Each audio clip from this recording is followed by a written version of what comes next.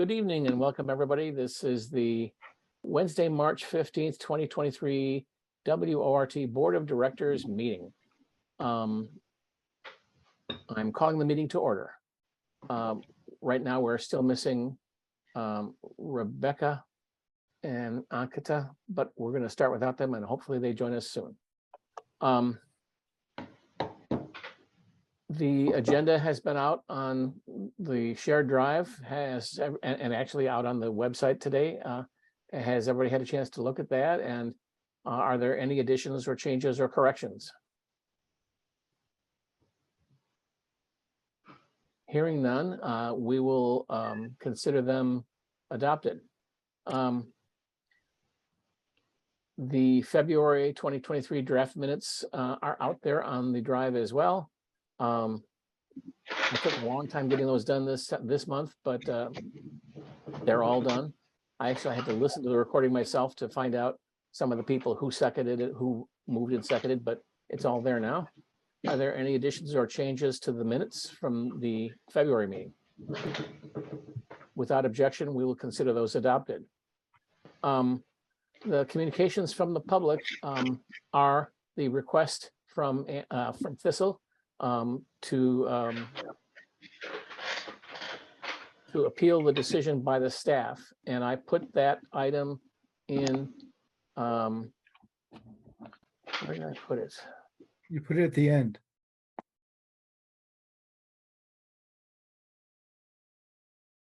Are you talking about Old business? Old business at the end there. So,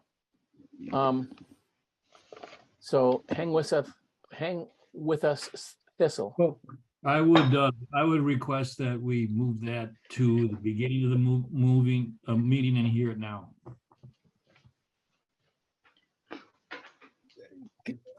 Dean, are you suggesting that we hear from Ms. Peterson under communications from the public, or that we actually undertake the consideration of her action, of her request for an appeal? So the two separate. Well, my understanding of this, and help me out here, Stu or David, is that we hear her request today, but we do not debate or engage in a conversation. We hear it and then we take it into consideration and we come back at another time to address it. This is not a hearing where we're asking questions today. We're just going to hear her concern and note it, and then we address it at a later time. Is that the right understanding? Is that what we're doing here today? Well, we're certainly not prepared to have a hearing or consider an appeal, because we haven't agreed whether or not we can consider an appeal. But I think she should be allowed to speak under the communications from the public. I think we should be allowed to ask her questions, but certainly we should not discuss until the end of the meeting what our process from here on out is. That's how I would like to proceed. Okay, then I also want to think, I don't think it's fair to have her wait for the whole meeting. No, I agree with you. Yeah. But now, yeah. So that I'm fine with what Stu suggests, unless someone else has a better idea. Other board members have comments or questions or concerns?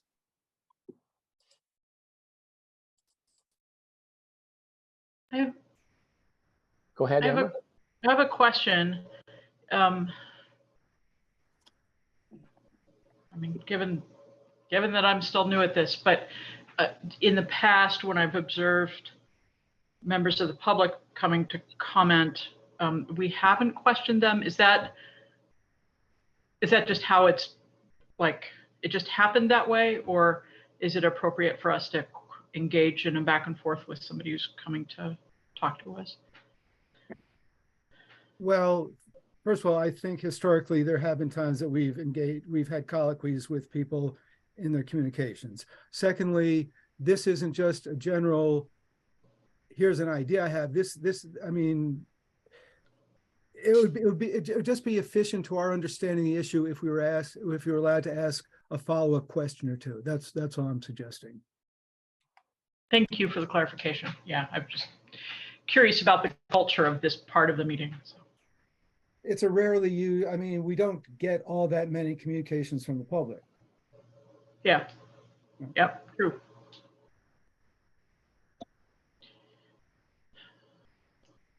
Are there any other board questions or concerns? Hearing none. Thistle, would you be prepared to speak at this time in the meeting? Yes, thank you, David. I'm going to be reading a statement. Hi, my name is Thistle Pedersen. I am 54 years old. I grew up in Madison and have lived here most of my life. My bachelor's degree is in sociology with a minor in philosophy. My master's degree is in Spanish literature from the University of Michigan. I mostly make my living teaching Spanish and music to a variety of students. I was the youth programs director at Centro Hispano of Dane County for 3 years and introduced groups of Latino and kids of color middle school students to WORT in the early 2000s, including, I believe, Ali Muldrow, a WORT volunteer host of A Public Affair. I helped these primarily Latino middle school students and high school students go on the air via the Access Hour in the early 2000s to help them feel proud of speaking Spanish and their culture and to offer up their words and opinions to our community. I have recently asked the WORT board to appeal a decision made by the staff about programming I'd like to offer, but I have not heard back. What I'd like to say tonight is not my appeal, but rather my request to have a response to my appeal. Before we get to that, I'd like to let you know, I'd like to get you to be able to get to know me a little. I have a long association with WORT. I first volunteered in the late 1980s when I was in college. I was the receptionist at the station on Friday afternoons. Throughout my life in Madison, I have answered phones during pledge drives and volunteered at WORT benefit concerts. I have signed many publicity contracts with WORT for fundraisers and benefit concerts I organized myself with groups like MAMA, Madison Action for Mining Alternatives, the Sierra Club, 350 Madison, and other Wisconsin progressive environmental orgs from 2007 to 2017 in the Madison area. There's probably still a banner designed by the Beehive Collective stored in the WORT basement that I helped conceive and design to save Drumlin Community Gardens. Norm Stockwell may know where that banner is. If you do find it, I would love to see it again and perhaps transfer it to the Madison Info Shop, another Madison institution I grew up in and grew with for years in this, my hometown. I've always made music part of my life and my work with students, but I was 47 when I finally got together a band, secured a regular show in Madison at a prominent music venue, and started Women's Liberation Radio News, or WLRNmedia.com. In 2016 and 2017, my name was known amongst WORT listeners and Madison progressive activists as a singer-songwriter for good causes and a playful, joyful presence. A few years before that, in 2014, I had aired an Access Hour program wherein I interviewed Sheila Jeffries, a lesbian feminist scholar, Elizabeth Hungerford, a lesbian feminist lawyer, and an anonymous lesbian feminist detransitioner woman I had met at Mishfest, an annual women's music festival back in 2013. I wrote a song for the occasion that is now the outro theme music for WLRN's monthly co-created podcast. I learned the ropes for how to conceive of and logistically manage a monthly produced show that included music, interviews, a news segment, commentary, skits, and more by going twice a week in 2015 to the station for several months to work in Combo A to create the last Mishfest documentary I created that year with the assistance of Molly Stentz, Dylan Brogan, and Norm Stockwell, all WORT staff at the time who believed in the work I was doing and didn't mind having me at the station working on it and learning the ropes of radio. I was even interviewed live on the air that year, and that would be 2015, by a news volunteer about how I had come up with the idea for doing an audio documentary of the last Michigan Women's Music Festival. Steve Ringwood was the president at the time, a music fan of mine, someone who enjoyed my song Bike Lane on the album Animal Dreams that I produced with Matthew Sanborn here in Madison in 2007. I was temporarily banned from the station after that interview in December 2015, except for being able to go to meetings, because at that time, nobody even thought of making a meeting virtual back in early 2016. I will put a link in the timeline. I will put a link to a timeline of the harassment, defamation, and bullying I endured in the community and eventually never fully recovered from, at least in the eyes of the WORT staff collective, starting in 2012. I'll put that in the chat. It's a timeline of events. I would be remiss not to mention who started the whole thing, and that is Bill Anderson, my keyboard player in Thistle and Thorns, who decided I was a, quote, hateful bigot for interviewing Sheila Jeffries on WORT, and he wrote that into a letter to WORT that year in 2014. When I recently requested the chance to play music on the Access Hour, the rejection I received indicated that the justification for declining the request and banning me from the WORT airwaves forever had to do with vandalism against the station, which I have never committed. I love WORT and want to be a part of it, and I am committed to the values I believe the station was founded upon, including the right to dissent in nonviolent ways, including chalking messages on sidewalks and stickering in the public square. But this is not about vandalism versus freedom of expression, as I was going to frame it for you. I would like to help you understand the subtext, something journalists should be interested in when reporting on and analyzing society. This is about women and women's safety. WORT has made an unsafe environment for me to just be myself, joyful and playful in Madison, my hometown. And for what? What have you and Madison gained by suppressing a conversation that is going to happen, whether on air or off, in the streets and or on some organically grown independent media sites like WLRN? The conversation is happening. Where is WORT?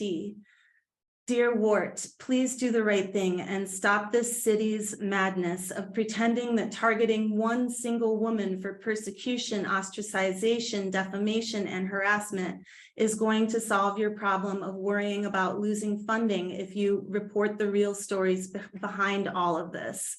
I know firsthand how vicious and hateful trans activists can be and how they aim to ruin you and your life and livelihood, and that they would try for even the life of an institution like WORT, something they proclaim to love.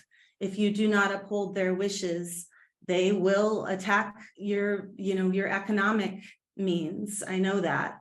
But if our community radio station in Madison, founded back in 1975 by a group of people who wanted to get to know people, the news, exciting new music, social movements, and just have a groovy time of it, that spirit includes me and the voices of the women I highlight. Though I'll admit misogyny in society can make said voices hard to hear at best and sound like, quote, hateful bigotry at worst. The only way to hear voices is to let voices ring. I led Own the Dome during the 2011 occupation uprising at the Capitol, my voice mingling with all of the powerful voices of the people back then up at our house. We spoke back to Scott Walker peacefully and for the benefit of the community. If you listen to my voice and the voices of women you find challenging or even quote unquote hateful, you may be surprised to find a pattern of primarily white straight men leading the charge to silence these quote hateful and bigoted and quote ignorant voices. And you may begin to wonder who this aim to silence women's voices really actually benefits. Certainly not society as a whole, which deserves to hear and judge for themselves, which is what community radio is all about, getting all voices onto the air. And does it really benefit the quote victims of these women's voices being aired? If someone is so fragile that a bunch of lesbian and feminist women talking about gender politics makes them suicidal, is that the women's fault? Who benefits from this silencing? Finally, I will say that when people chalk the sidewalks or sticker with slogans like Black Lives Matter and Free Palestine, messages for the record that I agree with, when those messages are considered, quote, free political expression, but that chalking sidewalks or stickering with political messages you don't agree with is quote unquote vandalism, you betray your true motive, which is to silence political speech, something a news source should be extremely wary of doing.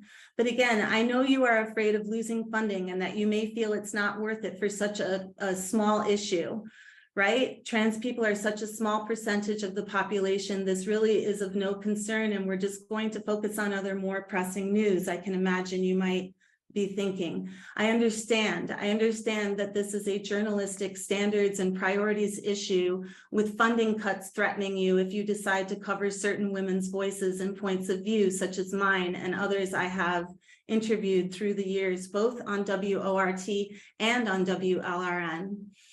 Thank you for your time. I hope you do the right thing and change your policy to include radical and lesbian feminist voices that have questions and concerns about gender politics in society. Thank you. Thank you. Stu, go ahead.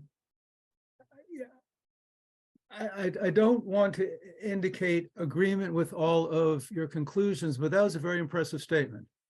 And thank you for that. That was very interesting. Thanks, Stu. I listened to you on the radio, and I know, you were here back in the 60s and stuff. Thank you. Other comments, questions?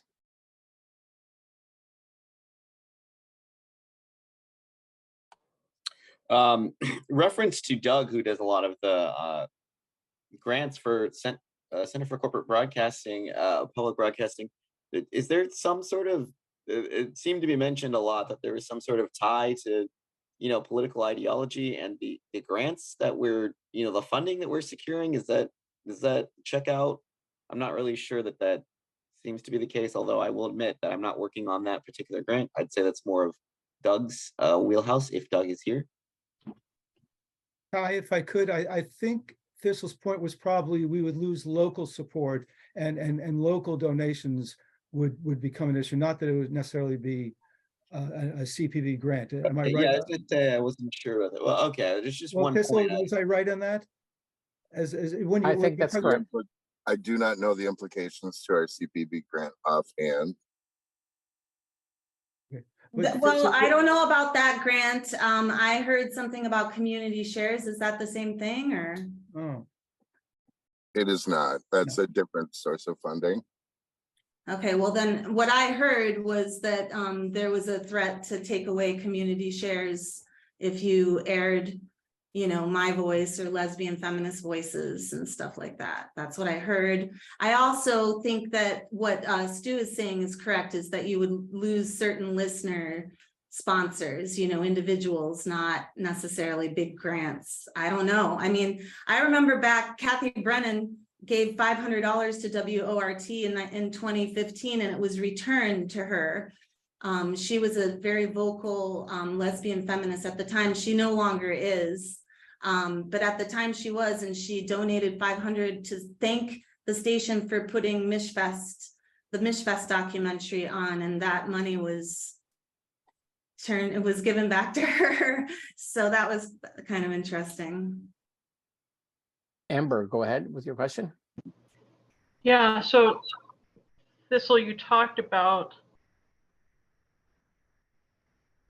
having had a music gig that got shut down because the place that you were playing got negative pushback. Was some of that negative pushback like, we're not going to patronize the place anymore, like it was a threat to their income or the funding at the venue? If you continued to play, people wouldn't come? That was kind of my understanding, but I don't know that we will ever know, because they canceled the show before the the people that were really barking the most, before we could test what their actual bite would be. And so it's hard to say, but yeah, I mean, I do think that I know that there are venues in Madison who have told me they won't book a show with me playing because they're afraid of the economic consequences, that patrons won't go to the venue anymore and stuff like that, or they're afraid of like people coming with picket signs and probably chalking their sidewalks, and things like that.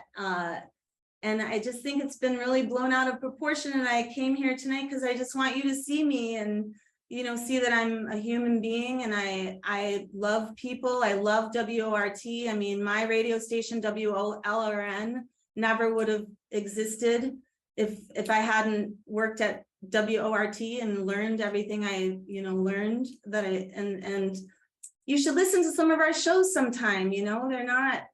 They're good.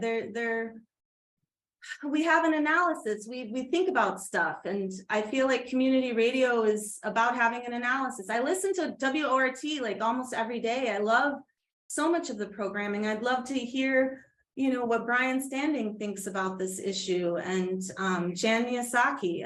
I'd love to hear what some of the volunteers think, not just the board and the staff, because it is a whole community radio station, Thank you. Laura, did you have a question? You're muted. I know I'm searching for the button. I wanted to ask, would you please restate what your application for the access hour, what the topic would be, kind of a short synopsis of what you plan to present? Laura, thank you for asking that. I just want to play my music. I mean, that's the thing that's hurt the most is, a lot of you I know love music, and I do too, and music heals, and everyone deserves music, like Michael Franti sings about. And I would just like to, I actually had WORT and our Madison community in mind when I made the album Spinning and Weaving, and I specifically kept references to trans politics and gender politics off of the album. There are no lyrics that refer to that, on that album. And I just wanted to present the album. I just wanted you all to hear it, that's what I wanted to do. Thank you. Other discussion?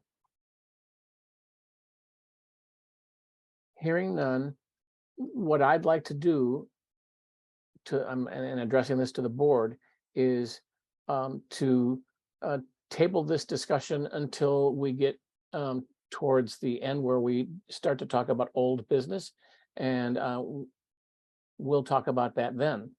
So you're welcome to stay with the meeting and listen to our discussions, and if there's no objection, I'll move on with the next issue. Thank you very much. Go ahead. Okay, just but it's not going to be the hearing at the end of this meeting, right? It's That's not correct. The appeals. No, Okay, well then I can just watch it on video later, and it was Right. a pleasure. It was a pleasure to just come and introduce myself to you. And I knew Marty back in the day, and I've known Dean a little bit too. I've been in Madison a really long time, and I just wanted to say hey to everybody and hope you all have a good night. And I love WORT, I really do. So have a good night. Thank you very much. Bye-bye.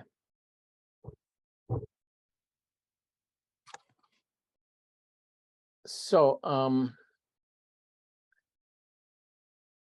there have been no executive committee actions since the last meeting. Now we're going to move on to committee and staff reports. We had a finance committee meeting at 4 o'clock today. Oh, Stu has a hand. No, I was just gesticulating. Okay. Kai, would you like to give a brief discussion of the finances? Yeah, I just wanted to reiterate that point that we had our meeting prior to this one at 4:00 p.m. So I didn't have time to put together everything. Our agenda is a bit piecemeal at the moment until I flesh out everything for the notes. So apologies for that, but some big discussions that we had, pledge drive review. I'd say that given that we are, budgeted, fundraised amount for that pledge drive was around 90,000, but it had to be modified to 95,000. We almost reached that. The number I think that Susan had preliminarily was just upwards of 92,000. So really good job. Almost hit the need we got, but then we tried to adjust that for the extra expenses for the soundboard purchase that needed to be made. So we're right in the ballpark of what we need, just under 2,500 about where we need to be. So 3,000 will just for the safe rounding. So there's that. So pretty good job on the pledge drive. A little short given those extra expenditures, but nothing we can't make up, especially since we're still collecting some donations via online. Anything else for our taxes and audit? Yeah, the audit should be coming back in next month. And yeah, We've started the collection process already for the audit material. Yes, that'll be due April 3rd. I think that was what I had heard in the meeting. And I guess there's also Dave, is it time to bring up the check issue, or should we bring it up now or wait until it's more resolved? I'm not sure the issue, so go ahead and bring it up. Sure. Yeah, there's an issue with Summit that some of our check signers are able to check into or able to view our bank account information when they log in at Summit Credit Union. So that's something we're actively trying to solve, and we're researching different financial institutions that we could actually just put our bank with as an alternative. I should say that after the finance committee meeting, I did talk to Summit Credit Union, and so I'll have some discussion with the people who are check signers in the next couple of days. So we're going to try to make this easier than we've done it in the past. So great. Yeah. And yeah, we're looking for alternative solutions or alternative institutions that we can bank our money with. So hopefully that'll become not an issue in the future. But yeah, with the audit coming up and then the subsequent taxes, I think those are primarily what's on our mind after that pledge drive has been finished. Thanks. Stand by, Patrick. I was going to add there is a link to a worksheet with a graph about our credit union balances, which show our last 3 years of credit union balances. And I reworked that spreadsheet. We now have some money in another account at an institution called Ocean View, and that's now worked into that spreadsheet and graph. Our balances went down a little bit in January, and Mary Joy explains that those are all legitimate expenses that were unusual in that they hit our account all at the same time, but there's nothing, they don't indicate anything wrong. So, okay, go ahead, Patrick. Yeah, just with the news lately about banks and risks there, do we have is there any discussion about capping our account at any location at 250,000, which is the FDIC guaranteed level?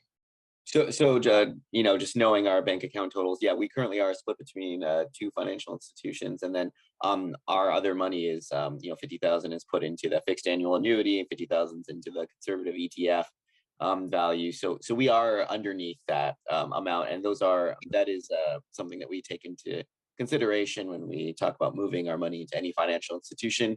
So yeah, we are looking at the FDIC limit to 250K. So thanks for bringing that up, but very much aware, and we're very much keeping under that limit. Understanding that although people may be getting over that limit for the via the government insurance repayments, not expecting that to happen if it were to occur again in the future. So yes. Yeah, just to clarify that the president did declare that even people whose balances were above 250,000 would be able to take out all their money you know, if you held $1 million in Silicon Valley Bank, and the bank did crash, you'd still be able to get all your money back. So, other questions? Patrick, I think that may also have an effect on interest rates.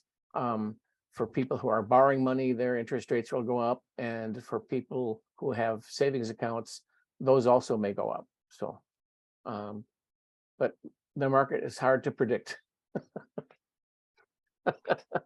Laura, what a skeptic you are. I could see you nodding, shaking your head. Thank you.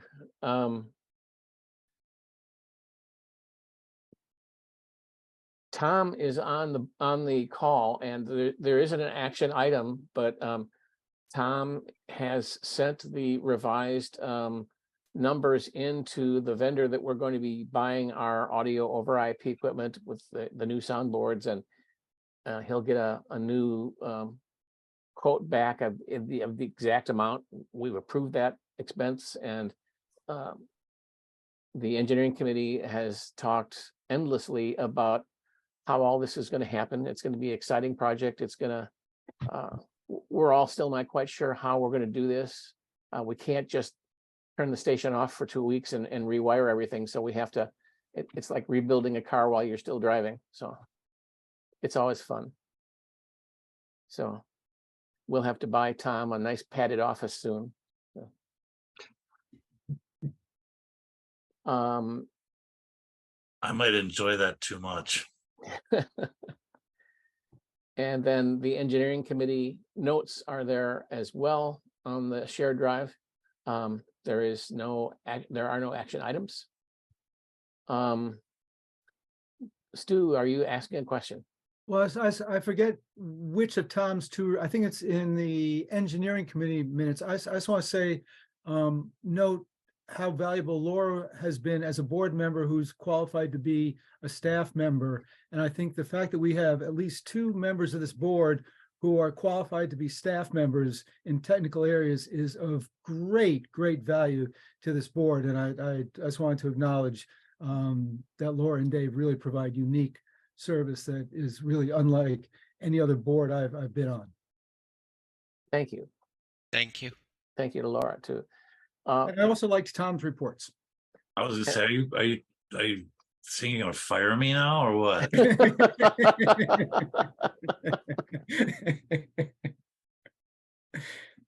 No, your reports are way too cute to get rid of you.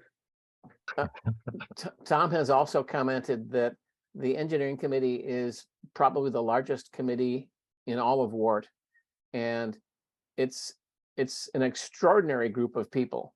I like to think of myself as brilliant, but there really are brilliant people on the committee. What a brain trust. Yeah. I don't think there's anything in broadcasting that we don't have some expertise about. Wow. And we're seeing nationally, or even globally, really the number of people who understand technology is going down, and it's getting harder and harder to hire people who are qualified to do that work. Right now, Wisconsin Public Radio has had a position open for their director of engineering for 6 months now.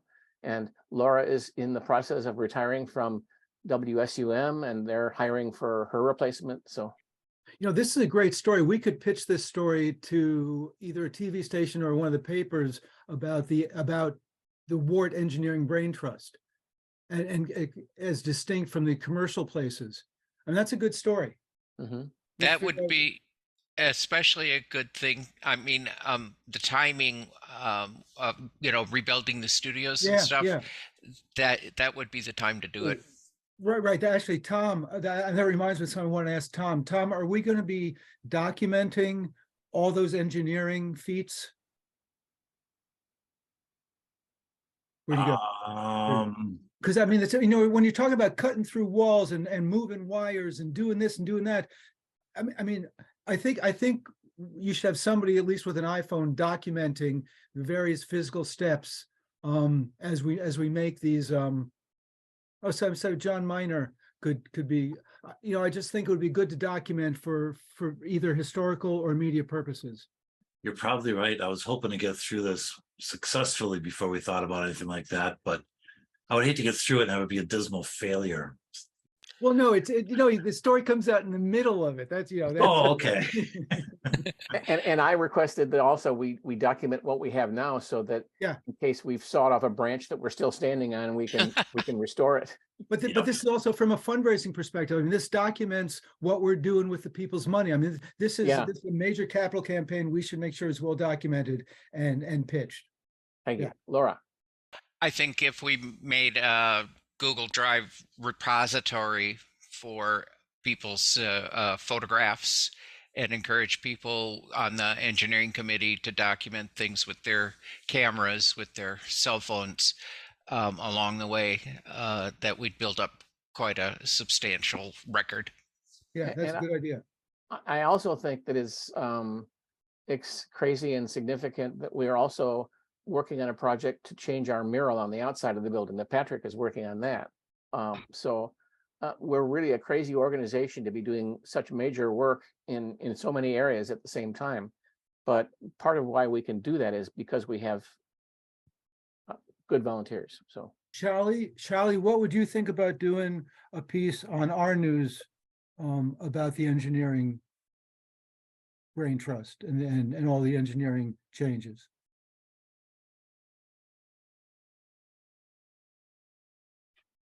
she's probably not listening right now. Okay.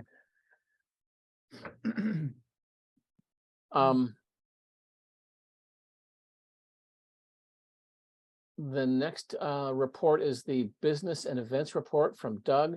There are 2 action items there. Go ahead, Stu. No, I'll have questions if they don't come up under normal discussion. Okay.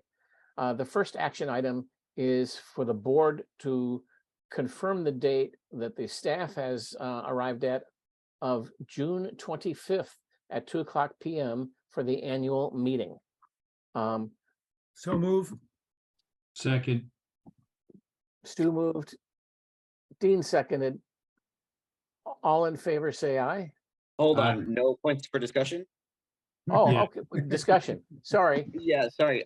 Well, I will definitely be gone. I don't know if that is a big issue or not, but I'm gonna be in West Virginia and it won't have much access to that. So I don't know if it's not required, like if I miss it, it's not, is there no penalty? There's no penalty? No penalty now. Okay, You're not up so I for didn't miss it. election, are you, Kai? Sorry, can you repeat that? Your seat isn't up for election, are you? No, I don't think so. I don't think so either. Yeah. Kai, the one Did I thing lose- you would want to do is Did I have a lose my internet? treasurer's you would want to have a treasurer's report ready for the annual meeting. And Okay, it's basically an annual report from the treasurer. But you could submit that ahead of time. okay. Thank you for pointing that out. Thanks, Doug. Other discussion about the June 25th date for the annual meeting. Doug, will this be a virtual annual meeting? I don't know. Would you Considering answer I just that? shoved Whoa, am I the only one talking? I hear an echo. Stand by, Dean. Go ahead, Doug. Considering I just shoved a 6-inch Q-tip up my nose to test for COVID, I'm a little leery of in-person meetings at the moment because my office mate has COVID. Thank you. Dean. Yeah, I would like to discuss this and confirm this perhaps at our next meeting. I understand that COVID's still around. So is a lot of other things that people are getting. And there's going to be a release of a lot of COVID restrictions by governments and agencies and businesses in the next several months. And I think we should discuss that option. Let's decide that in one more month. I'm fine with doing June 25th. I think in April, let's make our call in April as to if we want to, because I think we should discuss having an option of in person along with the opportunity for remote attendance as well. So let's bring that up at our next meeting and confirm it then, and see where we're at with COVID, if there's another spike or if it's lessening, I don't know. I would like to just hold off on making that call another month. Stu, did you have a question? No, I was gonna ask Dean, set the date, but delay the, Thank you. Thank yeah, that's, Laura? Just wanted to make known that I would prefer to have an in-person meeting, and I'm just wondering how difficult it would be for us to book a location if we waited a month. Does Doug have any ideas on that?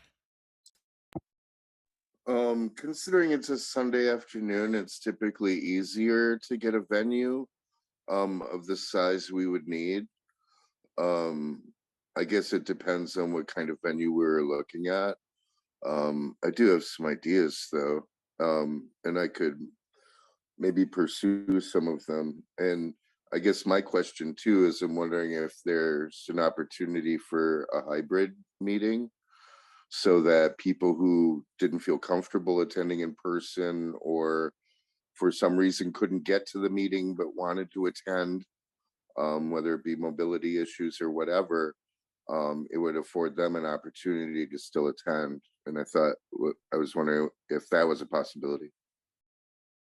Thank you. Amber? Yeah, I think the hybrid idea is a really good one. I wonder if there are places that are owned by the Parks Department that would allow us to have, like, a lot of air movement in the meeting, like the Tenny Park Shelter, that are wired. I'm not sure, but anyway, as I've been thinking about this next annual meeting, it'd be great if we could be in person. If we're in person to some degree, if we could maximize just the things that we know are helpful in terms of keeping transmission down. So, Interesting thought. Thank you. Other discussion? Patrick? I am definitely out then for family reasons, and I would try to tune in remotely. I'll be in a different state, but I think for anybody who's remote that wants to, that's a good thing. But Stu? I really, Oh. I really value the in-person if at all possible. We had a kickoff meeting yesterday for the mural project team, and people were just delighted that they could actually, the interaction that you have when you're all sitting in the same room. It's just so much better. Thank you. Stu? That's all. yeah, I think the issue is, are we going to set June 25th and leave it to next month to make the decision on the actual implementation? So I'd call that question. I mean, Okay. Yeah. Thank you. Other discussion? So the vote will be to approve the date, but not the form.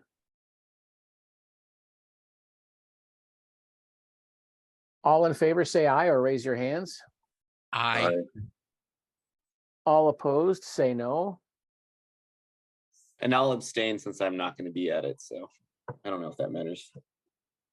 Okay. I And think Kai that's abstain- appropriate. Yeah, same for Patrick. And Patrick. Yeah. Thank you. Just Patrick, your term is coming to an end, and so do you have any thoughts about how the mural project will continue once you're no longer on the board? I don't mean to put you on the spot, but no, but I've said this before and I stick to it. I'll stick with the mural through the duration. I think so I can say a little bit more later. I think 2003 calendar year should be the year that we get everything prepped and all set and a design. 2024 is really going to be when the art is on the building.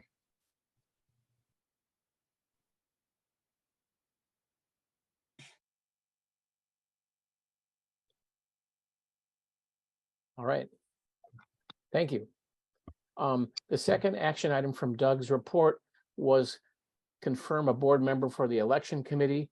In the Yeah, email and then- discussion since then, Dean has said he's on it, so I think that takes care of that, right, Doug? Yes, it does. And thank you for staying on the committee, Dean. I didn't even realize that you could just stay. It's just that when it's your year for your election, if you re-up your seat, then we may need a new representative, because that might be a little weird residing on the committee that you're running in. So cool. Not this year, that'd be next year. So we'll have to make a change next year Great. if we need to.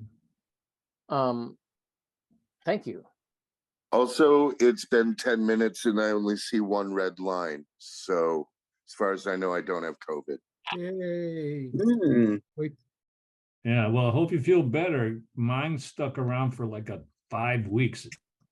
Anyway, Yo, congrats, mate. yeah, the weather is That mental, it'll make you feel better knowing that it's not positive, you know? Thank you. The listener sponsored development. no, No, what? well, Stu? yeah, Doug, I have a question about one of the items under the underwriting report, the overture canceled a contract due to sellout. Is that standard operating practice? Yeah, but it's rare that it actually happens. What was the event and how far ahead of time was the contract canceled? It was canceled before it actually began. Before the sales They began? didn't- Or- Before the run of Okay. spots began. Okay.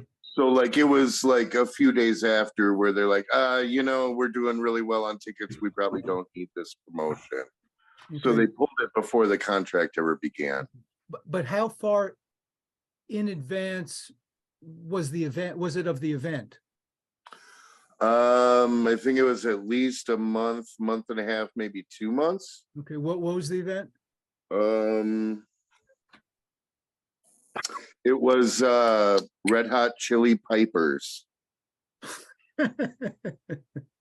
And so how big? Apparently people go crazy for bagpipes, so they didn't really need the promotion. How But big a then it's over 3 additional contracts, which all went through. So, Yeah. they don't all completely hit, and Overture's not the only customer that's happened with. Okay. Do they do that to newspapers too? I couldn't speak to that. I have no idea. Okay, that's okay. Okay, I thank you. guess it depends on the relationship that they have. I mean, being that Overture right now has a really good relationship with us. They're a very strong supporter. Okay, If that rare occasion happens, I allow it because okay, the relationship to me is far more important than an individual contract. okay. Yeah, that makes sense. Thank you. The listener sponsor development director report is next. A copy is in the shared drive. Where did that go? There are no action items in that report. There's a ton of good information in that report. There's more than we have time to go through for this meeting, but I urge you to read that report. Listener sponsors are one of our largest sources of revenue, so it's important. Any questions? And the indicia are good. What? The indicia are good. Thank you. I thought you said the dishes were good. The indicia are good. Good stats. What's in the dish? Sorry, it's a crazy day.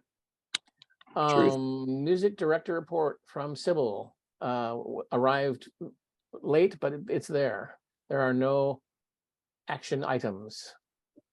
I'm really disappointed that we did not get this in time for me to. I have questions about stuff in this report, and if it had arrived in a timely manner, I would have been able to communicate with Sybil before the meeting, and because I think there's stuff in this report that's worthy of our understanding and discussion. And I would like to have had a discussion of, I would have liked more information about how that robust email discussion went regarding murder ballads at all. That's a very important thing for our understanding of volunteer issues. And I think we were poorly served by not getting this report in a timely manner to discuss. There are some other things that I would have liked to ask, I would like to discuss. And I think I'm not happy about this. And Doug, as the staff representative to the board, I would, as a board member, I would hope you would take back to the staff collective my sense, and I think the board's sense, of expecting timely reports. Yeah, I appreciate that, Stu. I would say that if you have any questions about Sybil's report, that it's not too late to ask those questions even after this meeting, especially if there's things we could take up in April. I mean, because murder ballads aren't going away and the discussion about them isn't either. I just ask for a bit of patience, especially the week after a pledge drive. I don't know that the whole board appreciates just the number of hours that we put in on a daily basis to get us through the pledge drive. We are all really tired right now. I mean, I myself have worked well over 100 hours in the past couple of weeks. So I just ask for a little patience in those times around pledge drive, because it takes a great toll on all staff members. Okay. Thanks, Doug. Dean, I think your hand was first. Yeah, actually, this is not, late reports are more common than uncommon. And I think it's something that I want to bring up at the retreat issue around my responsibility and all every board members of being a good board member is getting information in a timely fashion from the staff. So Stu's right. We also clearly understand that during pledge drives, staff time is taken up a lot, and I can understand a delayed report at that time, but this is not uncommon. And I believe we have a policy on when reports are supposed to be to the board. And I'd like to, if we don't, I have to make one, because the day of is frankly unacceptable. It's impossible for us to give it the proper review that it needs. So these are things that I'd like to see tightened up going forward. And I would like it. I agree with you, Dean and Stu. I do, and I'm happy. I'm happy to reiterate that to staff in Tuesday's meeting, because Friday is the expectation for board reports. That's not only the staff, but that's committees as well. Obviously, unless the committee meets the week of the board meeting, that isn't always possible because we can't time travel. But I am happy to bring that to staff and just let them know the board's not really satisfied with the timeliness of staff reports in particular right now. Thank you. Laura, did you have a question? Yeah, first a little bit of a statement. I think that a lot of things conspired. It wasn't just the pledge drive, but I do believe that the third Wednesday falls kind of early this month. I know I've had two meetings of the engineering committee meeting and the DEI work group meeting. Both had meetings this week. And how do you get out a report with that kind of a timeline? So I just want to bring that up. But most of all, I was wondering if Doug, if you might ask Sybil to make available some of the email threads so that we can see the discussion ourselves. I think that would be most informative. Thank you. Stu? Yeah, I'm happy to ask her. Okay. That was a great idea, Laura. Thank you. But I also want to say this, in fact, is the earliest the third Wednesday can possibly be. Yes. Laura, you were muted. Sorry. Oh, sorry. That's what I was saying. All right. The next report is the digital production director. There are no action items. It is an informative report.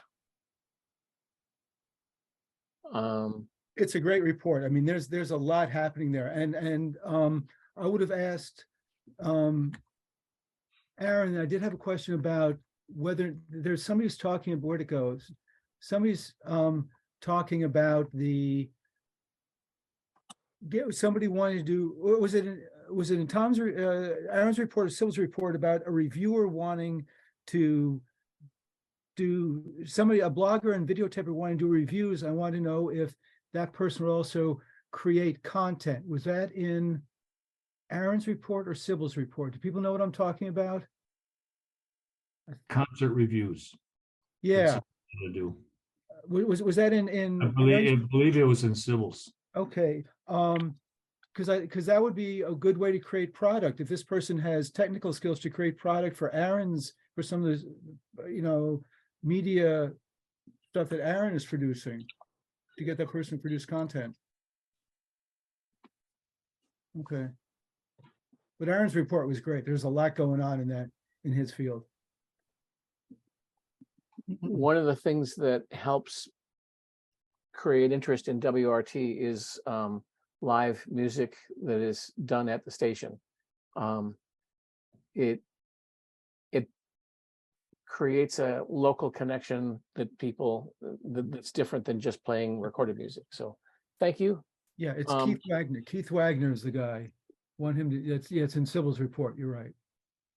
Yeah. All right. Any other questions about okay. The next board report is the News Talk and Public Affairs. The report doesn't have, I'm reviewing it so I'm not wrong. It doesn't have action items for us, but again,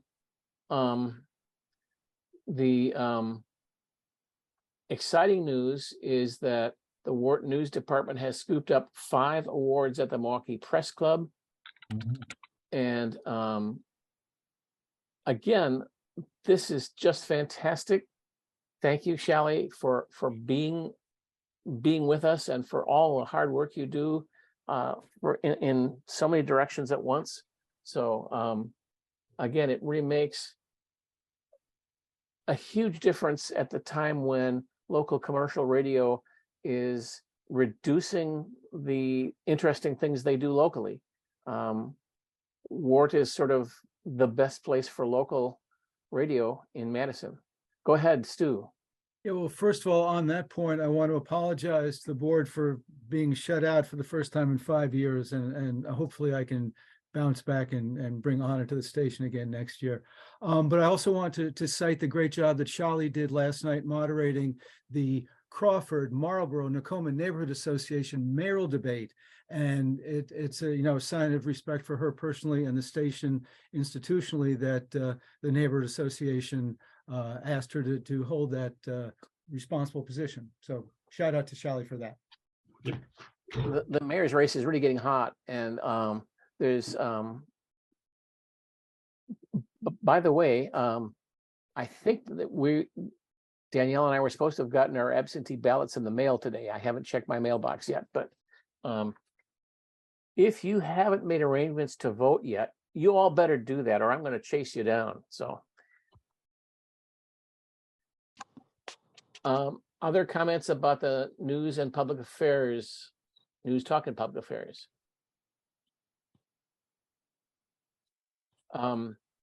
Fantastic job. Thank you, Shelley.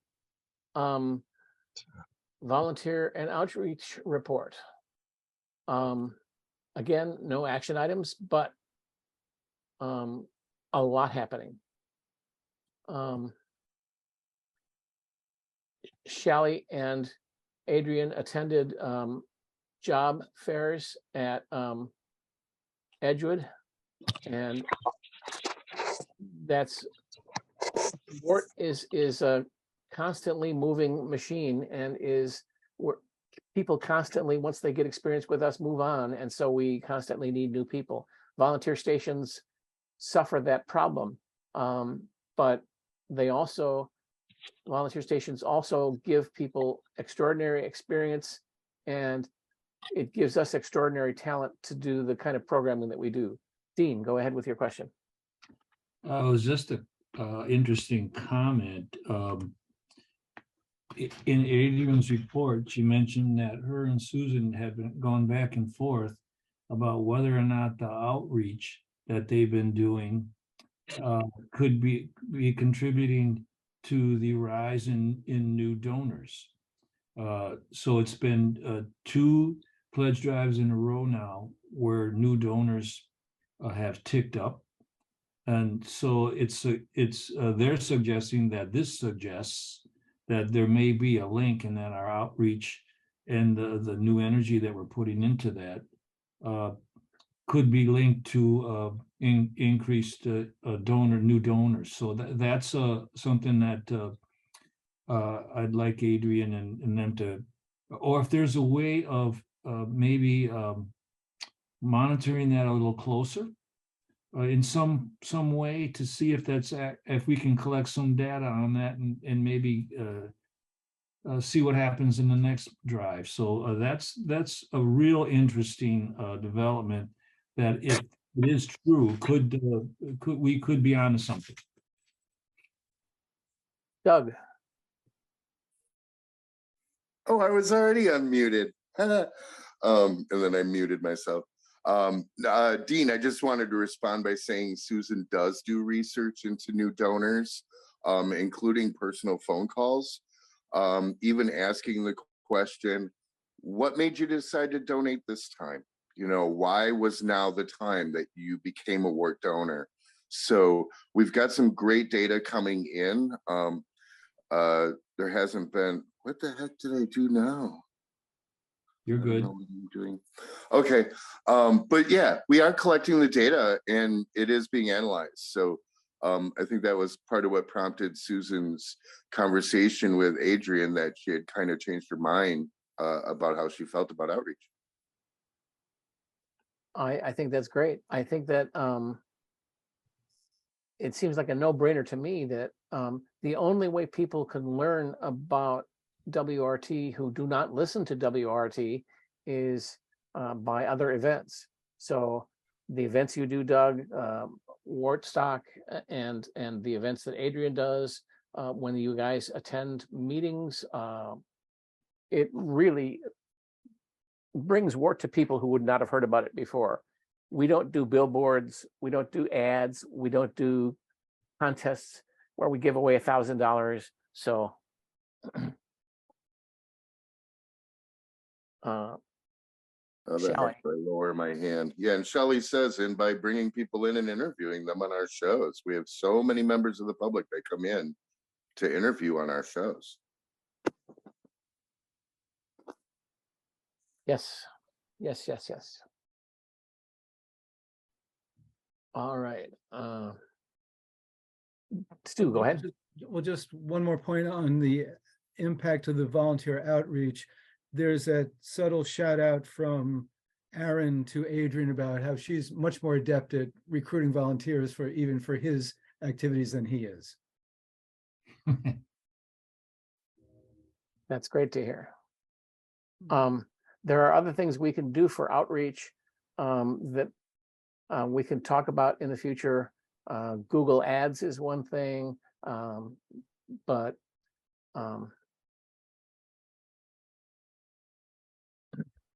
that's an issue for different times. The next item that we have to discuss is the mural project report. It's there in the drive. Sure. Would you like to? Yes, Patrick. Yeah, I can talk through this. There's a lot.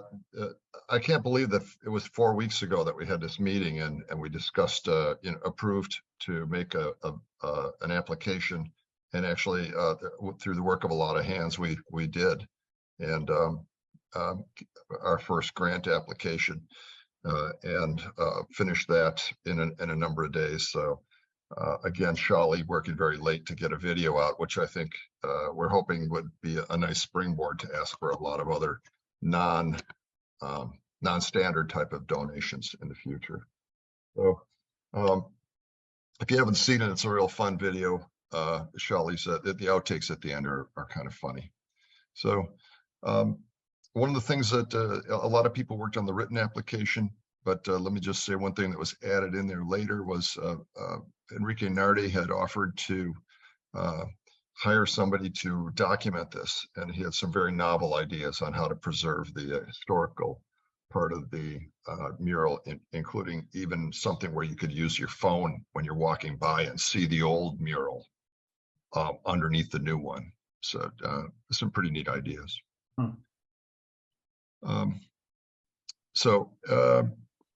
Let's see.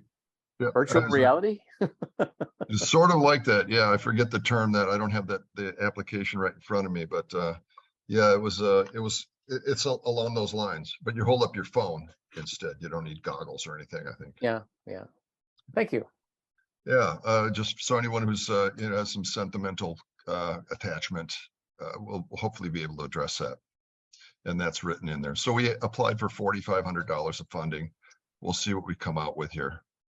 One of the things that really was abundantly clear, just looking at the grants and what we can do, really, like I said before, 2023 will be the year that we really try to prepare these outside of the building.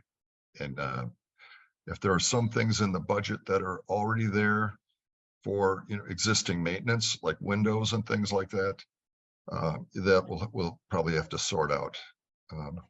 Yeah, but that won't be part of the mural project. That's just part of the building maintenance.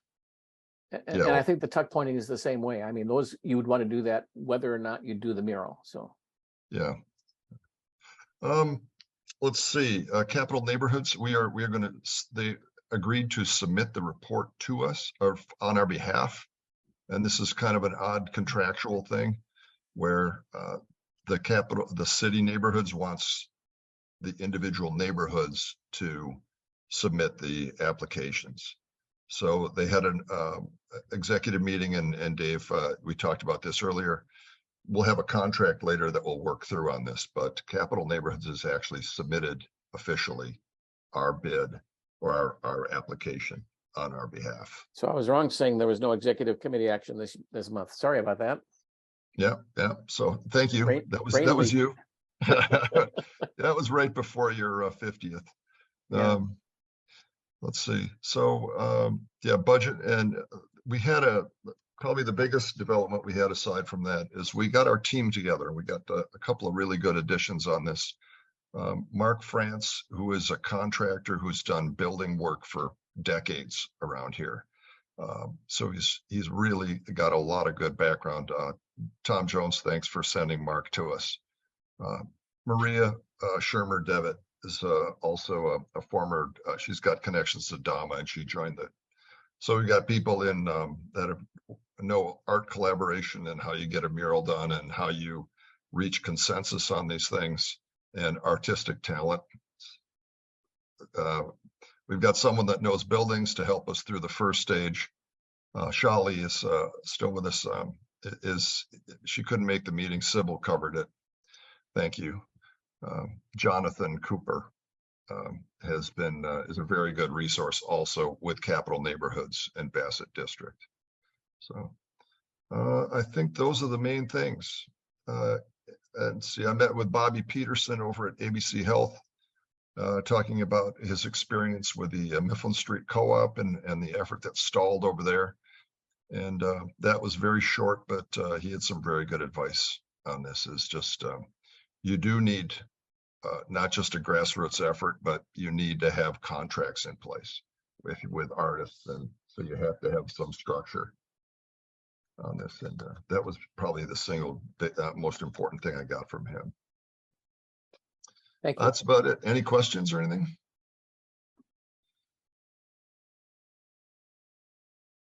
I don't hear any. Don't see any hands. Okay.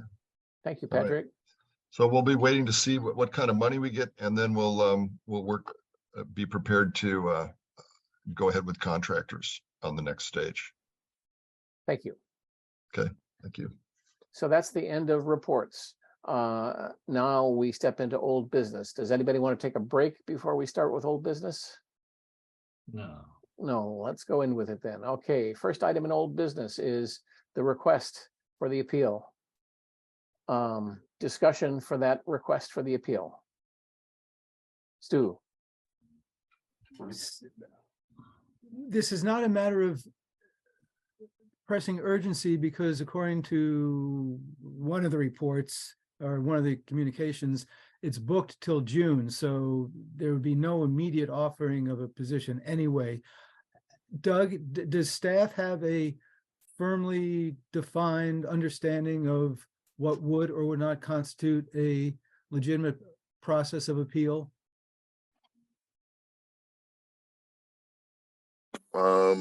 I can't answer that. It's not something that's come up. We've denied programming to other people. They haven't requested appeals. Oh, I thought the collective was discussing whether or not there was such a thing. I asked Doug to ask the staff if there was any reason that the board should not hear an appeal, and there was an elaborate response from the staff. Go ahead, Doug. When this came up before, it was decided that the staff collective would hear the appeal if one happened. And that was in response to not airing the Sisters for Sisters content.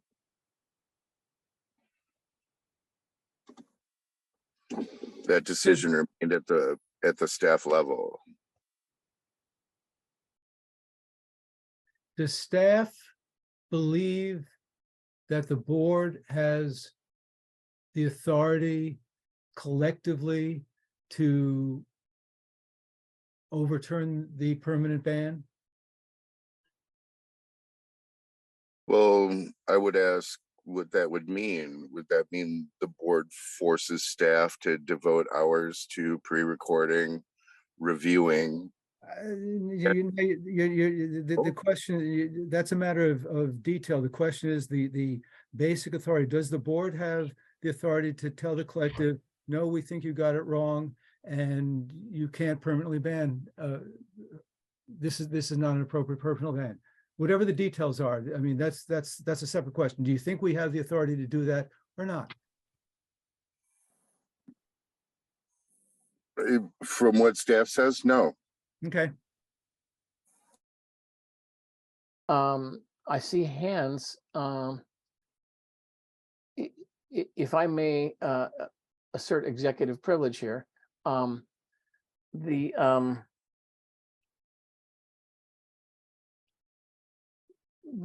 wording of the staff document says that that the board delegated the decision-making power to the staff in the job descriptions. And in my opinion, the job description itself is not enough authority to have the board delegate authority to the staff in that regard. But if there was a bylaw that delegated the authority from the board to the staff, that would answer that problem. But I don't think that exists right now. I believe the staff considers it day-to-day operations. and also that the board has inherently delegated that authority to the staff in the past.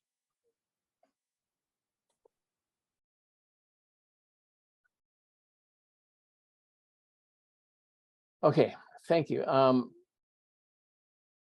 I think Amber was first on the hand. Amber, you're muted.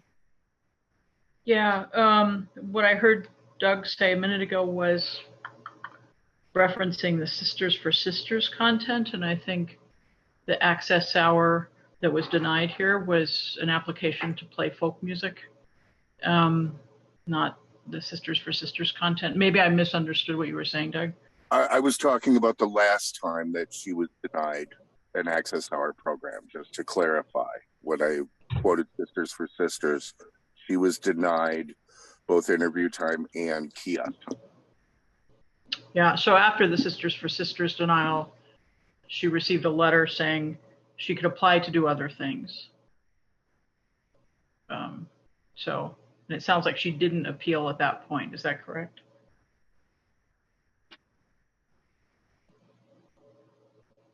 Not to the full collective. She did speak in the public comment section of the board meeting, and the board took no action. Okay, so there wasn't an appeals process. So here, after she'd been given guidance by the staff that she could apply to do other things, she's applied to do other things, has been turned down and given a greater restriction. So I hear that the staff thinks it's appropriate to hear an appeal if the appeal is going to be had. My impression is that this application that there was a really long delay in responding to it, probably longer than other applications is my hope, that other applications are dealt with in a different way. And in other communications, it's been made clear this is not done lightly. This is given great consideration. And so it seems to me that the staff has made their decision, and that if somebody wants to appeal, appealing to the staff isn't really an appropriate process, and that the staff has considered it. It took a great so my recommendation is that any appeal would go to a different body from the one that made the initial decision.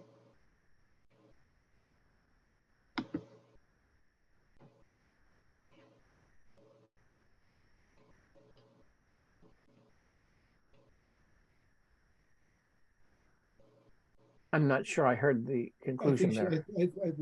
I think she finished, and I think Amber finished, and Dean's up next. Okay. Dean, go ahead. Yeah, I'm a little confused. I thought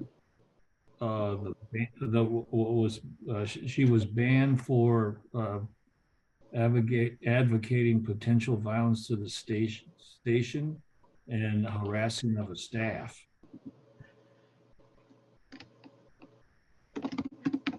And that was the reason for denial of her show. Do I have that wrong, or is that only part of it, or is that even part of it? I'm now a little confused. So that's my question. Can who's ever typing mute? Amber, yes. Oh, sorry.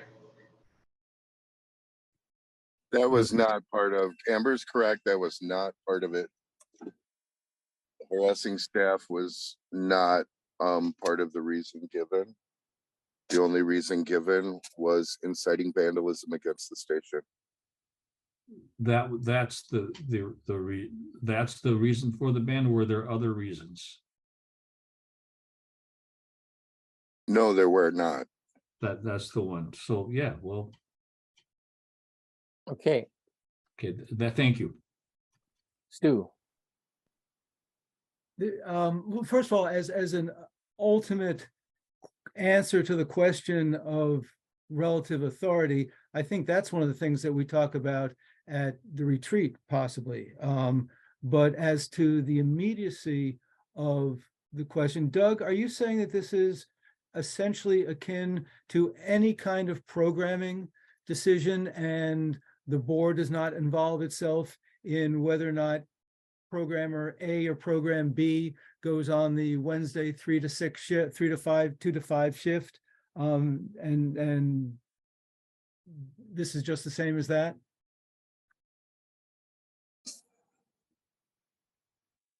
Well, I mean, guests who appear on shows, I mean, that's a little detailed for the board's objectives, which are defined as defining the overall policies and procedures. I think where the board, it is appropriate for the board to get involved is if they believe that the decision made violated the mission statement, put the station at financial risk, or violated someone's status as a part of a protected group. The staff does not feel that our action did any of these things. Okay, so the board does have the authority to review a staff decision for those extraordinary reasons. Yes, if it believes one of those reasons exists.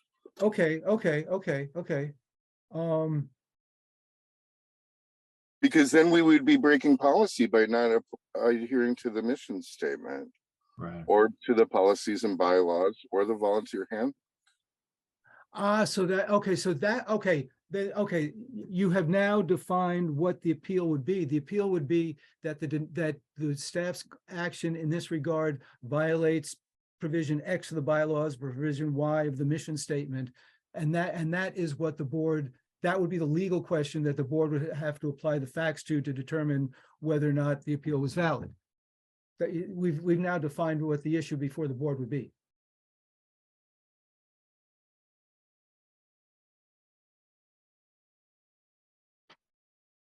So this has been productive in my mind. Yeah. Thank you. Susan was next. Go ahead, Susan. No, I think that Stu just, I think that Doug and Stu just arrived where I was going to, is that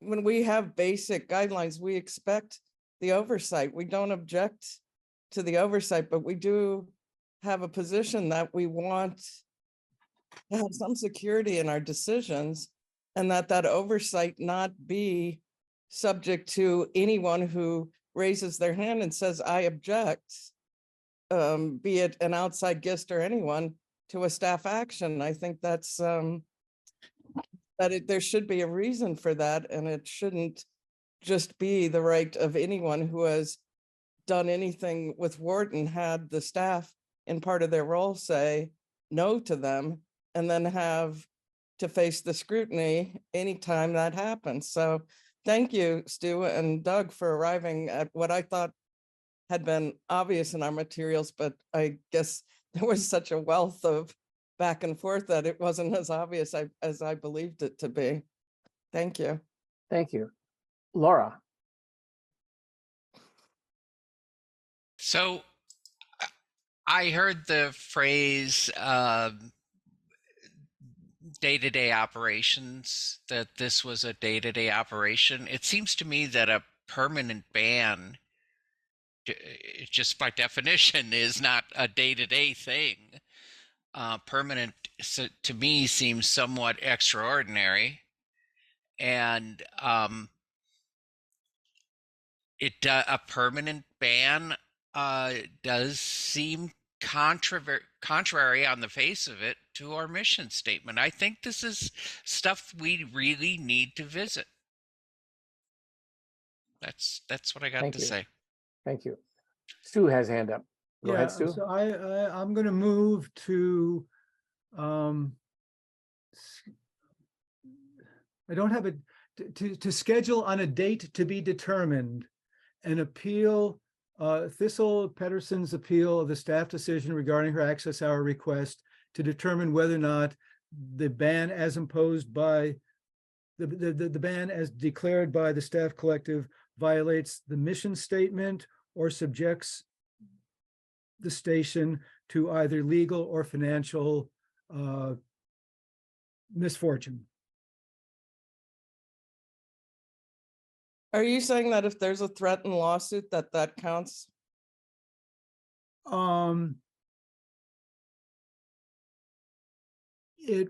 It would be a factor in it would be a factor in determining, yeah, it would be a factor. It would not be necessarily dispositive, but it would be a factor. It just as a concern about violating a protected status. My initial thinking was being charged with violating any anti-bias ordinances or laws. I wasn't thinking of private litigation. Let me give a more precise phrase. Subject the station to charges to I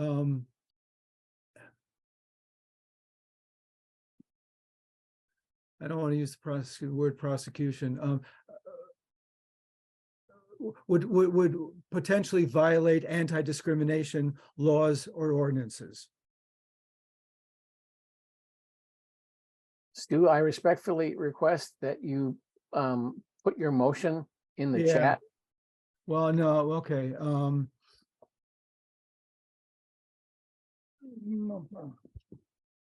It'll take me a couple minutes. Okay, where was mute? If I try to piece this together afterwards with the recording, I won't do it justice, so.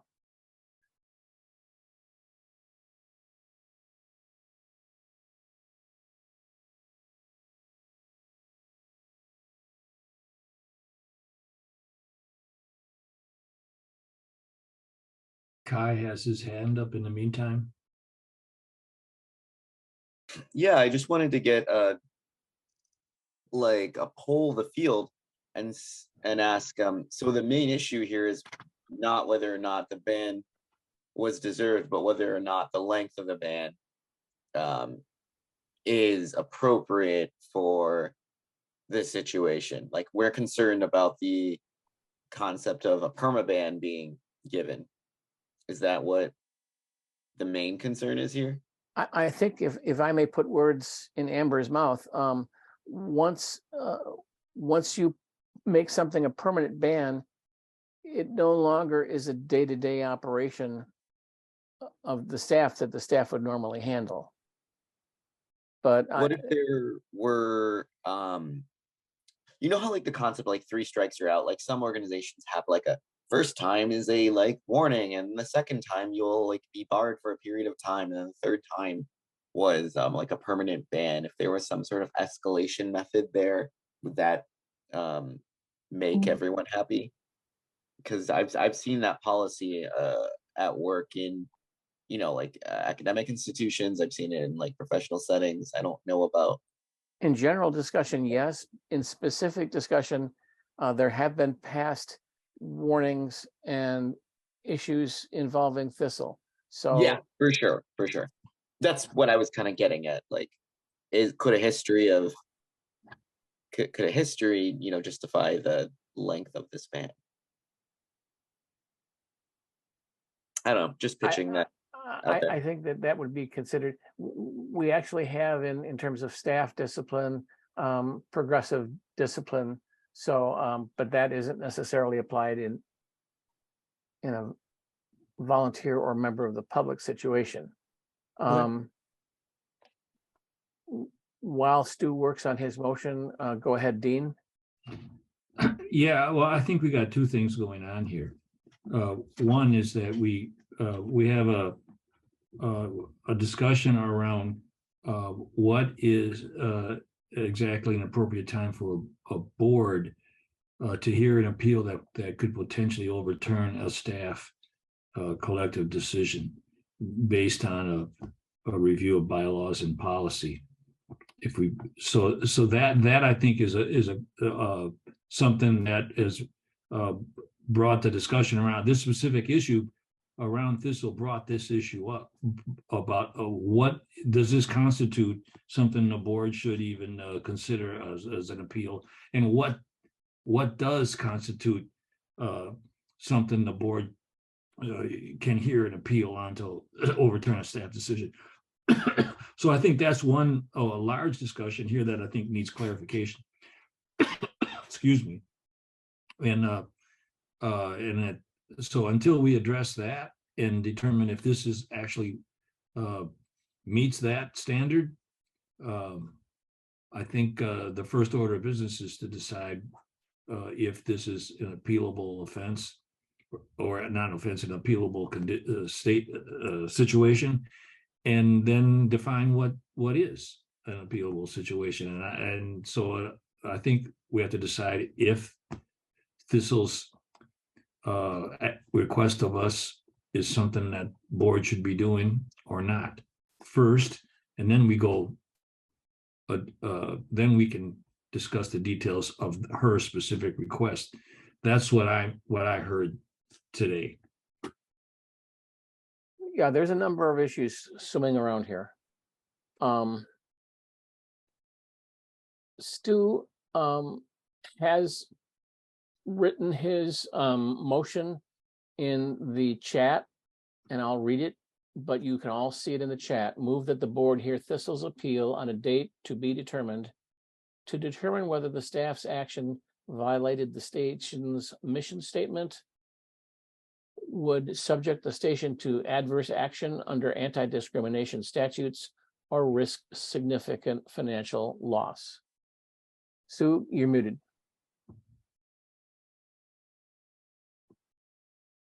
Am I there? Yeah. And let me say, discussion of the merits of the appeal are not in order at this time. We should not be discussing whether the action was appropriate or not, what the penalty was appropriate or not. The only thing before us is the process. And I hope we don't, because we've not had a full hearing to determine facts. So we should not be discussing the merits of the case without a fact-finding hearing. But this is how I think we should proceed. So I make that motion. I do think that sorry, Amber. I was going to second the motion. Commentary. No, the motion that's in the chat. So yeah. I just wanted to say that, Stu, I do think I understand that you're saying that it doesn't. It's not supposed to take into context the merits of the appeal, but I think the way it's written, it kind of has the connotation that it is suggesting that is what you're looking at. I mean, if what you're saying is it's purely for that reason, I can agree with it, but I think as it's written, I'm not sure it captures that sentiment. But if you're saying it is purely just to look at the process of how an appeal is taken up by the board and staff, then yeah, I can get behind that. So on that caveat, I will vote yes, and I felt like it should be in the recorded meeting why I'm voting yes for that. Can I make a comment? There's been a standby. There's been a motion and a second and a discussion. Patrick, go ahead. Now, when you say hear, does that mean to review? Because auditory, we've heard Thistle. She said that she read right. Well, I mean, she had 15 minutes and we listened. So when you say hear, what does that actually mean? I heard her. The point I'm after here is she said, I'm reading from something that I'm going to submit to you. Shouldn't we look at that written document? I mean, if that's what hear means. Hear means a hearing, or hear is just an auditory process. Good point.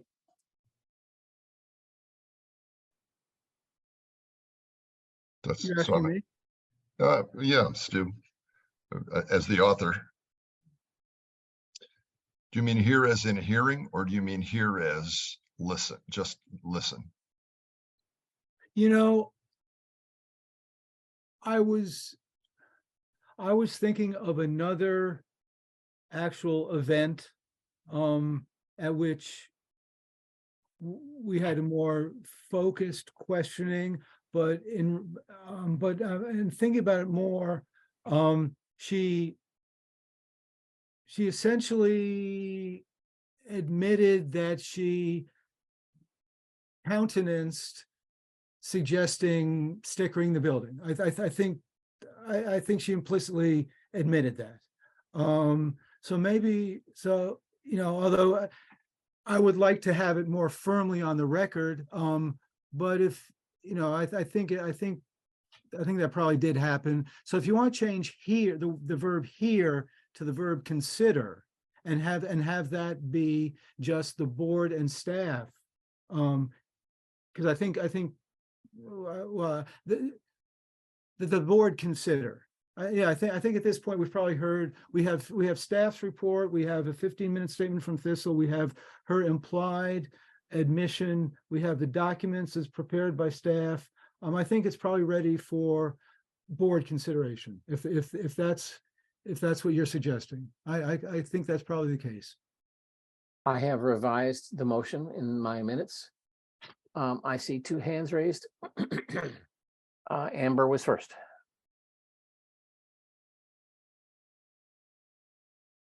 Amber, you're muted, I think.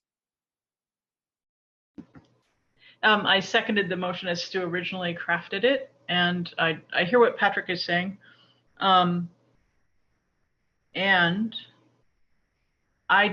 it seems to me that the staff, had they were very clear in expressing a narrow set of concerns, indeed allegations about Thistle's behavior that then justified their decision. And I don't know that she really spoke to those directly tonight, and we've kept her waiting. I mean, there was a very long delay once I assume it was a delay because I don't know how long this usually takes, but long time in responding to her initial application. And now she's come to the board meeting because there's been no response from us to her request for an appeal. And it seemed to me that this what really was public comment. So now to treat it as the actual appeal,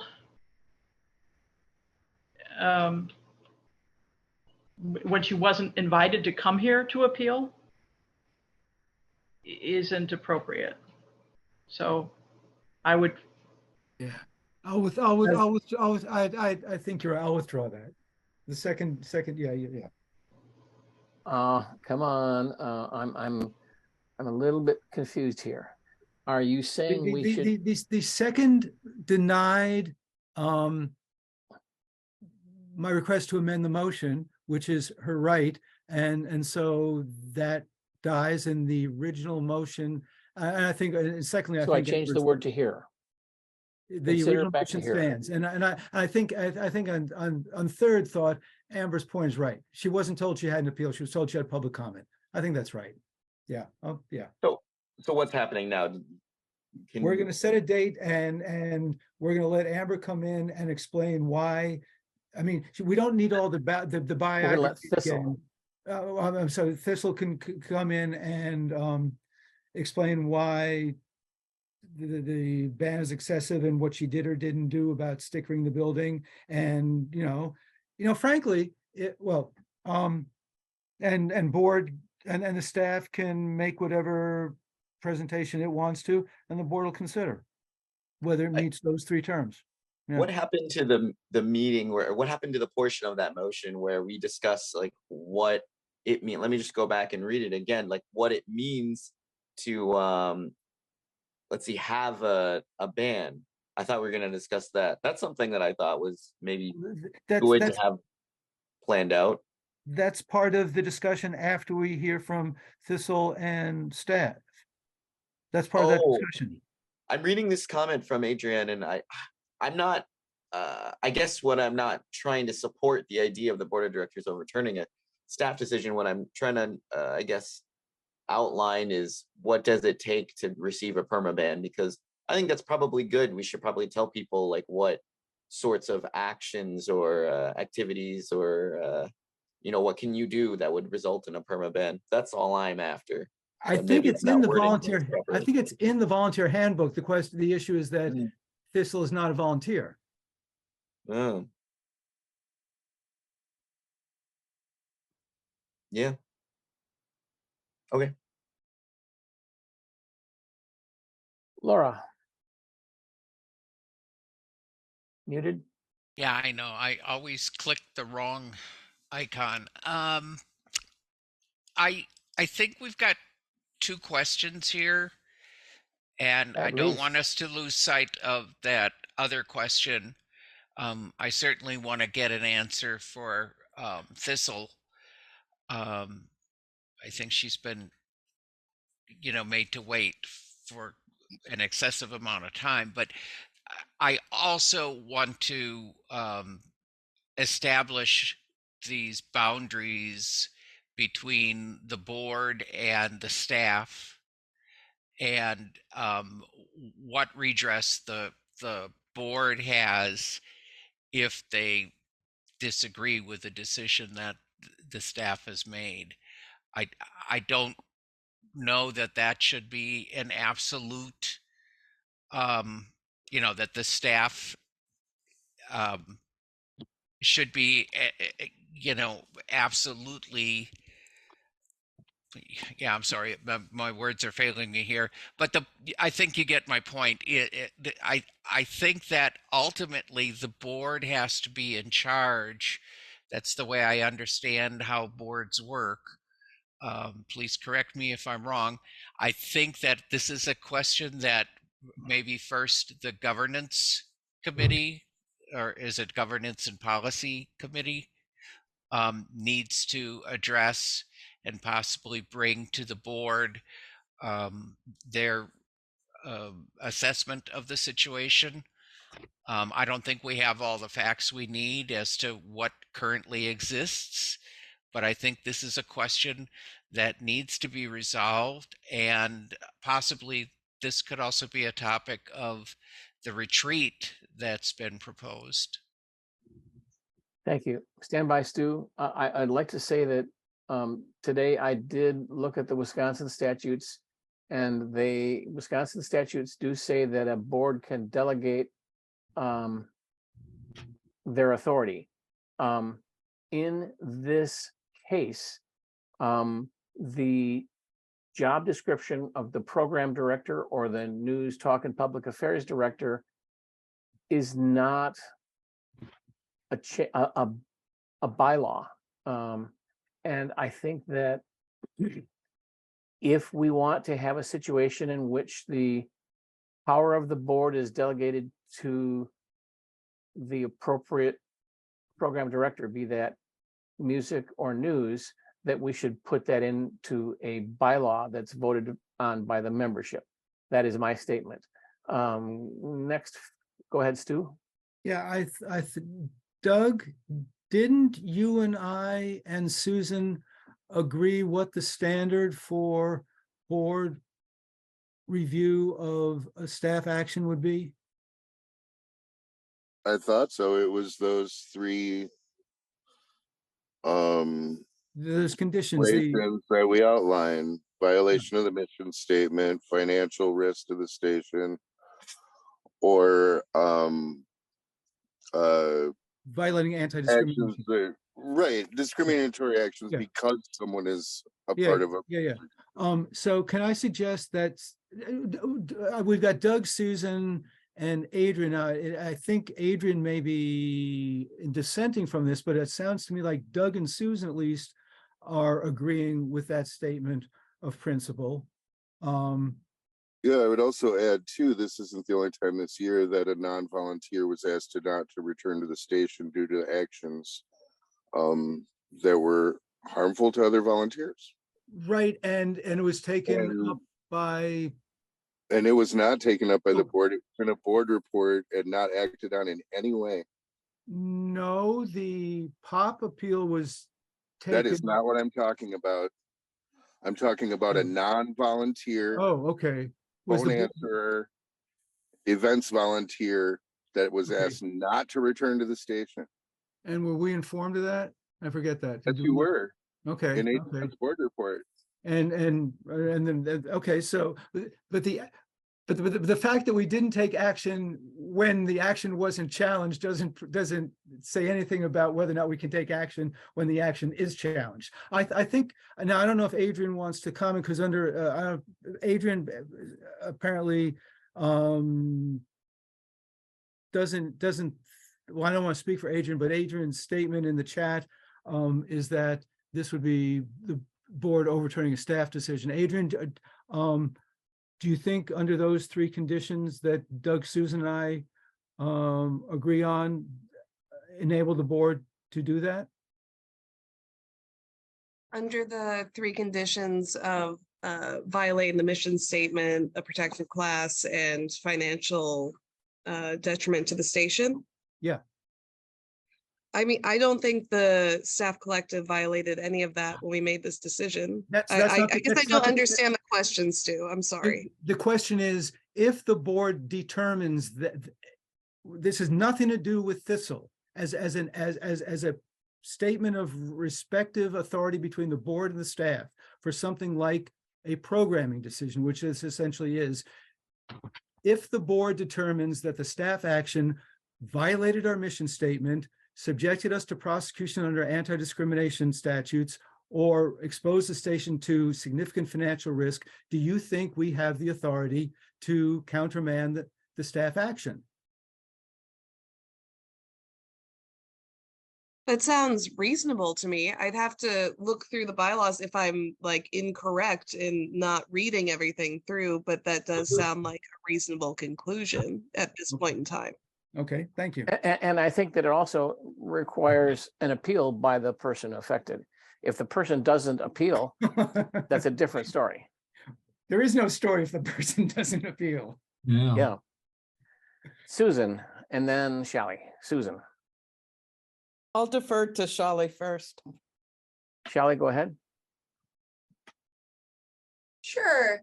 So I just wanted to ask, if the board, is this outlined hearing an appeal from a non-volunteer? And maybe that's what you just answered in those three prongs. If you could outline the section in the bylaws for me. And secondly, I'm wondering if you can outline to me if a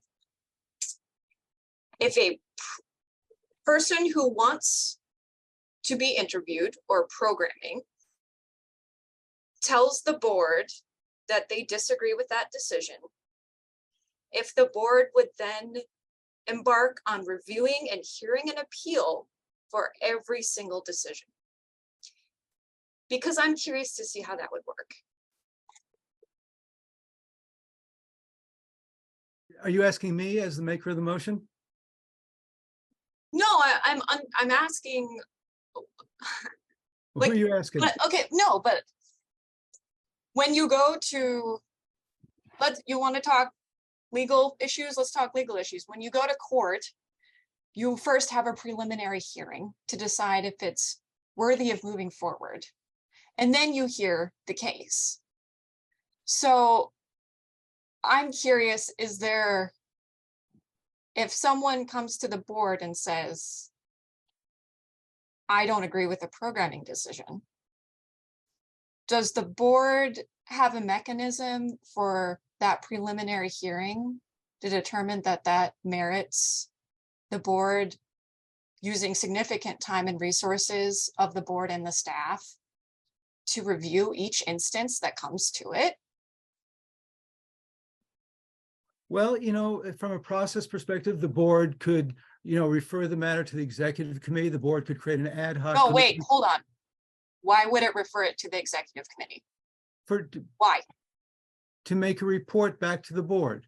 But you're asking a question that's irrelevant at this point. You're asking a question that is irrelevant. To make expedient decisions that are then reviewed by the board. Then we create a special committee. You're asking an irrelevant question. The question before us right now is what to do about this appeal, not some hypothetical. Well, when's the last time you did this? Because you are creating precedent. When is the last time you reviewed a staff decision that is a collective decision with So the what- possibility of so- overturning it to hear an appeal from a non-volunteer. When is the last time you did that? So what is our recourse if we determine the staff made a mistake? To I'm discipline? asking you a question. When is the no, last time you did that? I don't recall the last time we had such a challenge. My question to you is, what is the recourse for the board, which has the ultimate authority, if it determines that the staff collective, in its collective wisdom, made a mistake? Is it to discipline each individual member of the collective? Is it to discipline the collective, or to just say, well, you got it wrong? What is our recourse as a board if we determine you made a mistake? Charlie, can I speak for you, or at Sure. least? I think what we're looking at, Stu, is that we are in some ways establishing policy here, because we really didn't have a mechanism. You can say the volunteer handbook applies, but we're kind of saying that by volunteering at the station, you get certain rights. So what I'm really interested in, and I think Shali is interested in, is the process where is there something like what the board to come and to some determination and say, somewhat like summary judgment, if I had to make a similar, involve a simile of saying, okay, we're not going to use the threat that someone's going to sue us to determine whether or not there's a financial, we're going to leave that out of that. If this person says, I'm going to sue you for this, that is not the proper place to say this. We're going to look at the mission statement. We're going to look at this. Under these things, what are we finding that the staff violated before we move on to hearing this?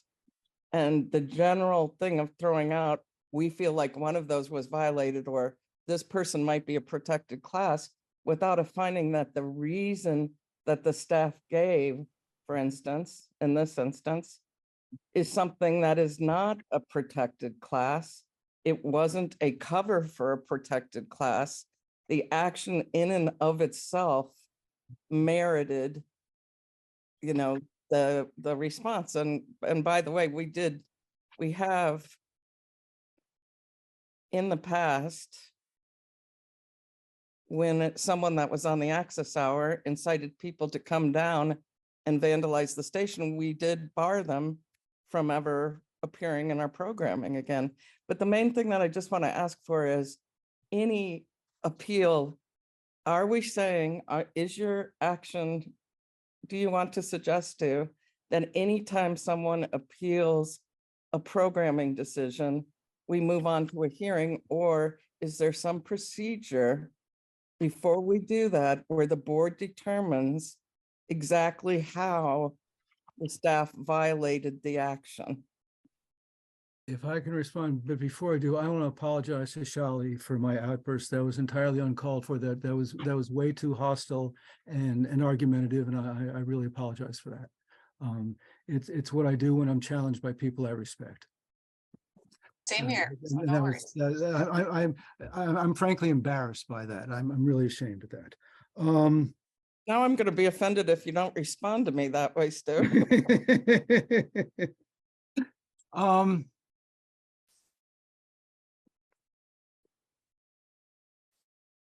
I just think there's got to be some process that if the board feels the staff violated the mission statement, we have some recourse. And couldn't there at least be a discussion of how we violated the mission statement? It just feels to us like you're moving right from here's what we did and you saying, okay, we're going to give an appeal. And did I miss something? Well, I didn't not till later, but was there a discussion of exactly what we did that violated the mission statement? Can I speak here? In this particular, well, no, let's speak in more of a general case. But we've been invited to discuss this particular, and I just want to say that Stu said we're sticking to this particular instance.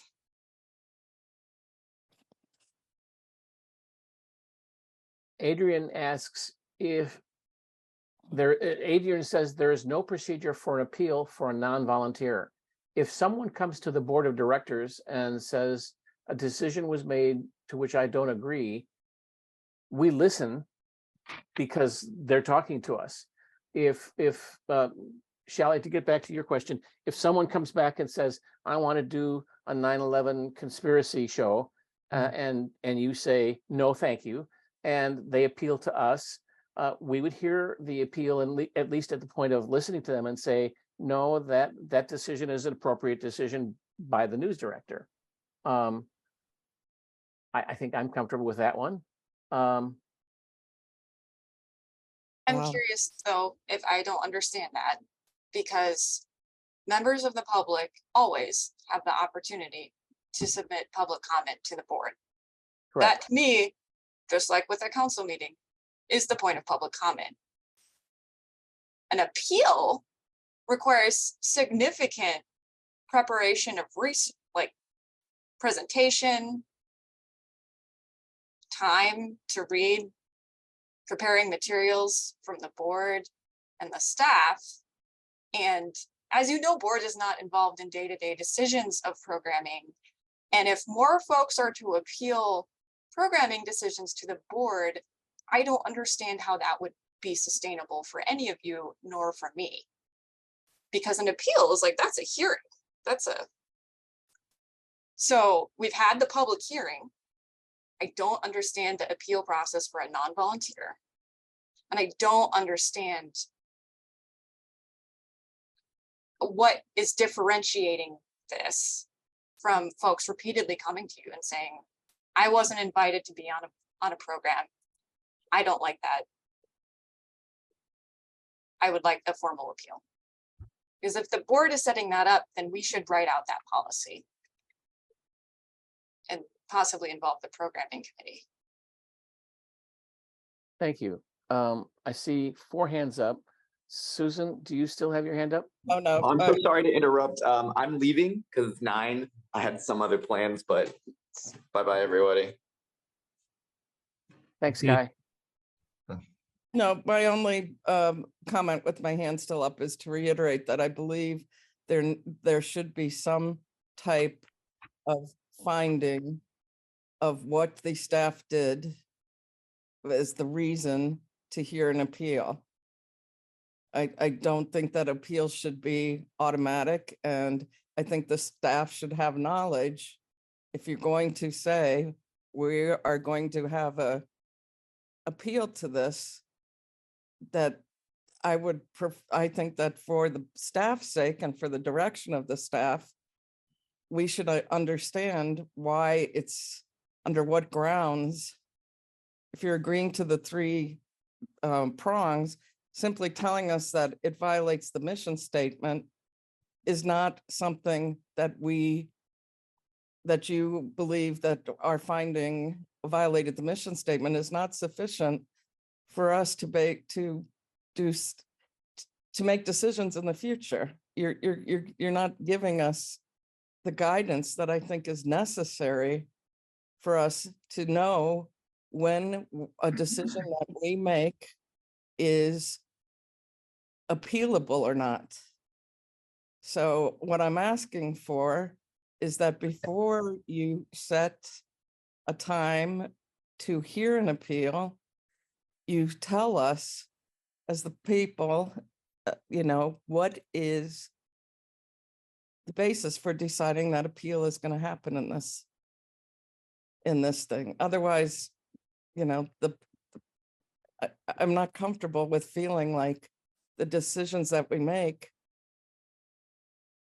there has to be some security there. You guys, for instance, you made a decision that if a staff member wants to spend more than $300, that has to go to the board on something that's unbudgeted. It's a very clear, bright line for us.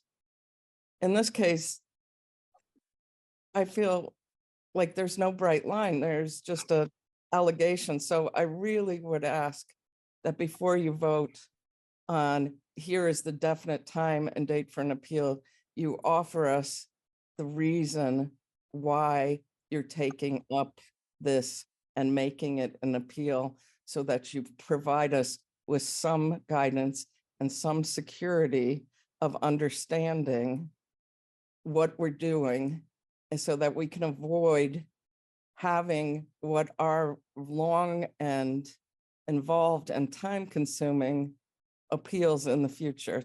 So that's, I think, what Shali was asking, and I just want to reiterate the board has the right to hear an appeal. I'm just asking the guidance before they make that determination.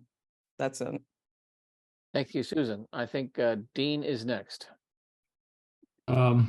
Yeah, I don't think I'm any more confident right now than I am after hearing all this conversation. The appeals like this are rare, and they're not going to happen a lot.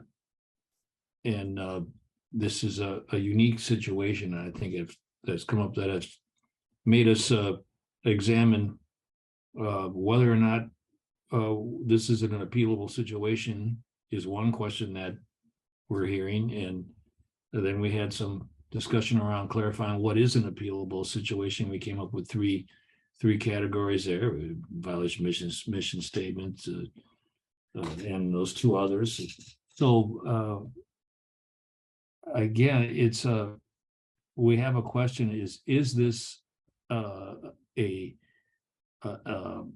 situation that the board feels is appealable to us, and which doesn't mean just because we give this person an appeal, it means we are going to rule in her favor. But so I don't think we should spend a whole lot more time on this. Whether or not, Dean, come on, what are we going to do? We're going to decide this. Are we going to listen to an appeal or not? Is this an appeal or offense or not? And if we have to create a policy around what is appealable and what's not, we're seriously going to do that tonight? Thank you. Thank you. Amber? Yeah, I appreciate the questions that Charlie is asking. In my view, there's a difference between somebody not being invited. We don't invite various people all the time for various programs, and somebody applying to the station and being rejected. So I think that's a distinction that I would make.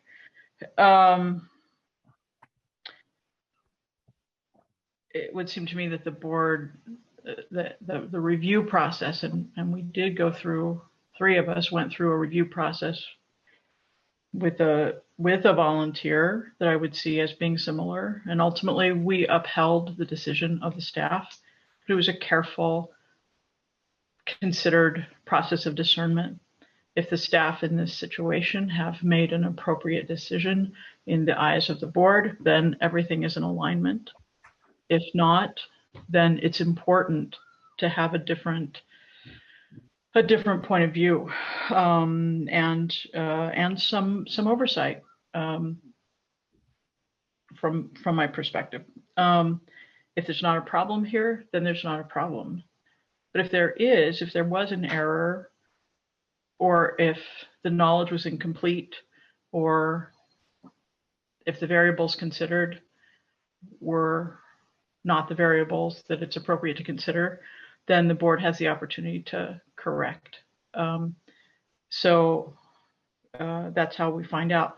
People who discriminate don't generally say, we're ruling this person out because they're female, or because they're of this race, or because they have this belief system. So, generally, I wouldn't expect that the staff would say we've, rejected somebody's access hour application because of the group to which they belong. But that doesn't mean that there isn't some implicit bias in those considerations. So, you know, my concern is that the decision does violate the mission statement, particularly number 4 of the mission statement, including audiences and programmers underrepresented by other media. On the face of it, that seems quite apparent. But, you know, there are other considerations here, such as other people who have been banned. Does the allegation against Thistle, which he hasn't even, I think, really addressed, is it commensurate with the behaviors that have resulted in other people being permanently banned from the station? So those would be the things to consider if we move forward with some kind of appeals consideration. So that's all I had to say. I would like to have a short break for bio purposes. Can we break for 5 minutes? You're the chair. It's 9:09. See you at 9:14. Oh, let's round it up to a quarter after. All right. Welcome back to the meeting. Amber has a hand raised.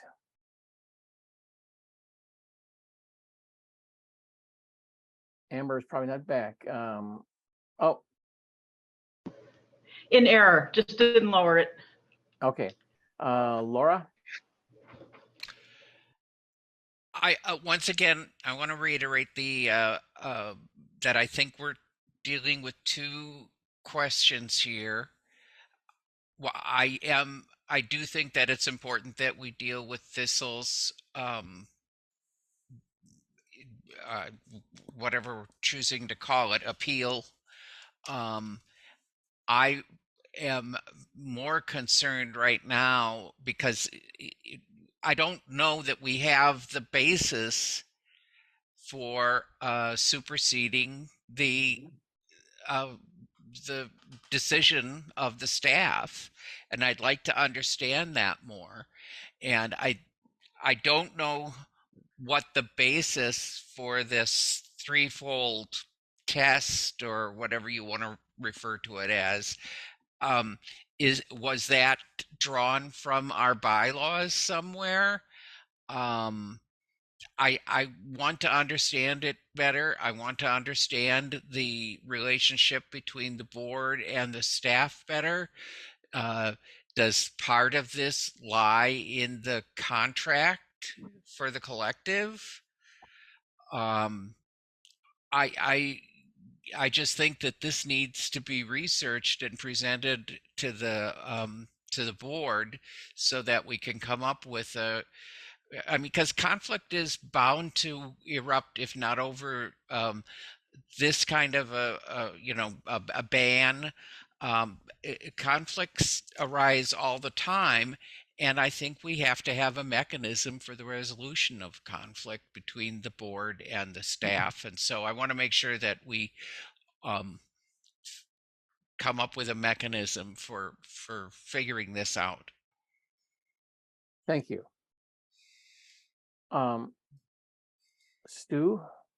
Yeah, I'd be happy to discuss at whatever length anybody wants to why those 3 conditions are the 3 conditions which are appropriate for the board to review and possibly overturn a staff action. I think as a matter of general board staff governance relations, those are the standards that the board ultimately has to reserve to itself the right to exercise. But I think Doug and I still agree on that. But I take very seriously the practical and process concerns that Shali and Susan and others have raised about, okay, how exactly do we then go about that? That's a matter for a future discussion, what that actual process would be. here is how, after 25 years as a mediator arbitrator, I would consider what's before us. We have somebody, we have an absolutely unique situation. We have a longtime volunteer who has been a legitimate volunteer doing the SCUT work and has been active and welcome to the station, who over the course of years has become quite toxic to certain aspects, to many aspects of the WORT listenership. And there's a very high profile situation. And she has been given a permanent ban for what is stickering the building. Yes, that is offensive. That's technically vandalizing the volunteer. And yes, she is not a volunteer, so she does not have the status of a volunteer as the volunteer handbook, but she is a long time. I mean, she's been welcome at the station. She's been encouraged by the station. She's participated at the station. That's what I meant. But technically, you're right. She's not a volunteer programmer. But she does have an extensive history with the station. She has done something violative of the station. I frankly do not believe that if a popular programmer on a successful show put a BLM sticker on the building, that person would be banned for life. I do not believe that to be the case. And I would consider what other punishments have been meted out for like circumstances. And I would have to be convinced that this penalty, that a permanent ban is commensurate with the offense taken and is irrespective of the person who took the offense. As an arbitrator, I would probably reduce it to a year. But that's only, what I would do in that context.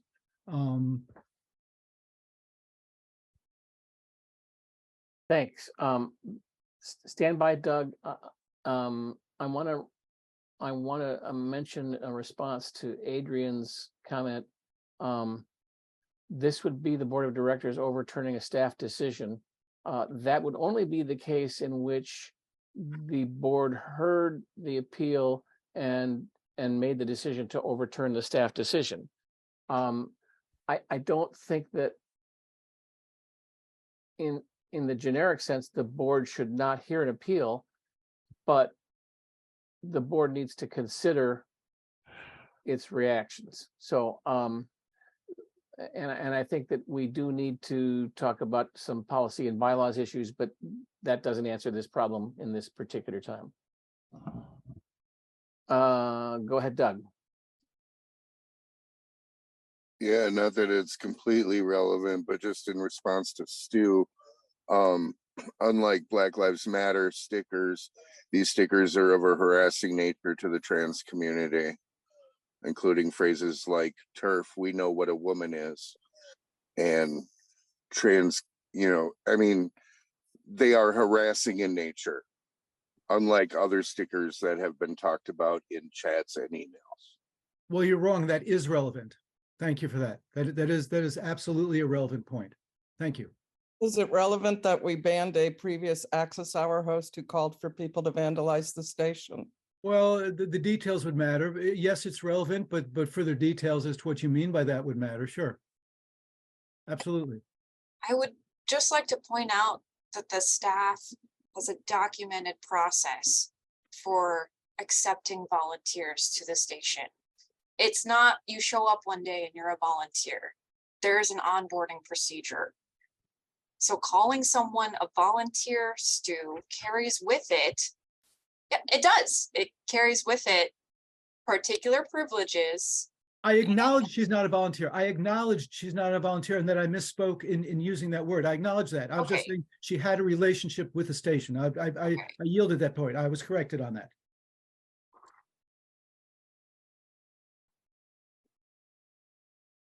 Further discussion is Stu, is your motion still active? You're muted, sorry. I don't think the second has withdrawn her second. Well, let's roll. So that, I mean, that's, how come I can't go back up on this? How do you get back? Amber, did you withdraw your second? No. I did not. Okay, Hang on.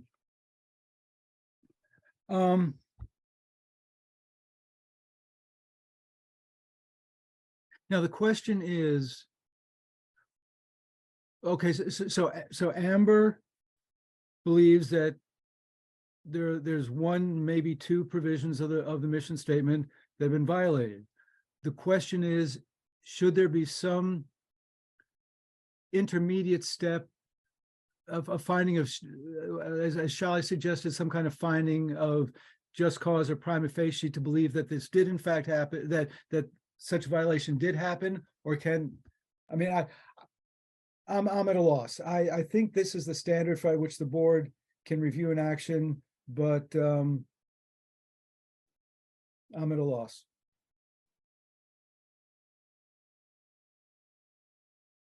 other discussion.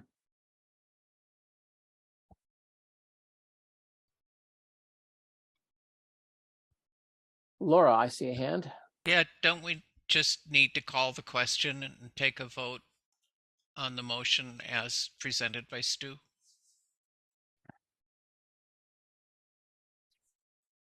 Let me move things around. I got too many things on the screen at once. I've got it up if you want me to read it again.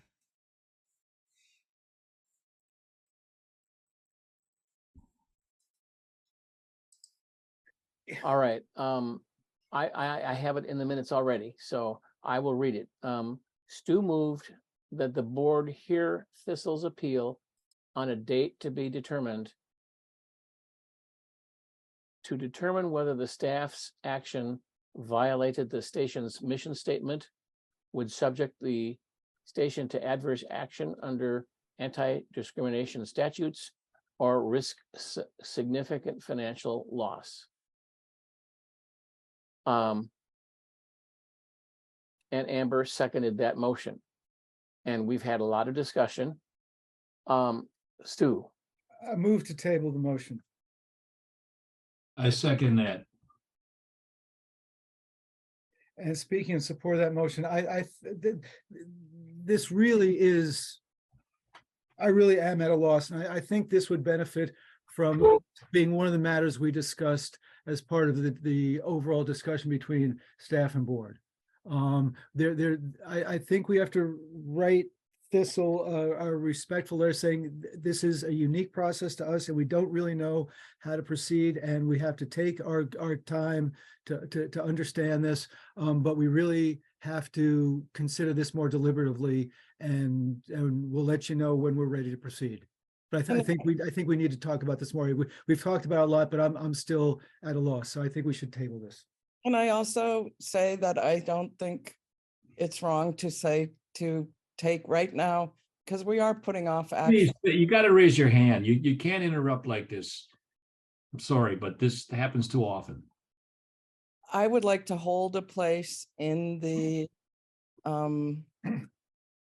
access hour scheduling as of this minute to take the next available spot, which is quite a ways off, and hold that spot in case there is a decision that this will be allowed on the air, because the longer it takes us to make a decision, the more those access hour spots open are filled. Susan, that decision is not a board decision. I'm just saying, as part of the letter that you are anticipating writing to Thistle, I'd like to. As a right. Dean had raised his hand first, and I'd like him to go first, if you don't I'm mind. done. Okay. I support Stu's withdrawal. Okay. Okay. Go ahead, Susan. I just want to recognize the fact that if there is a decision sometime along the line, we need to get, I agree with Laura and other people that Thistle has a right to hear from us about a decision.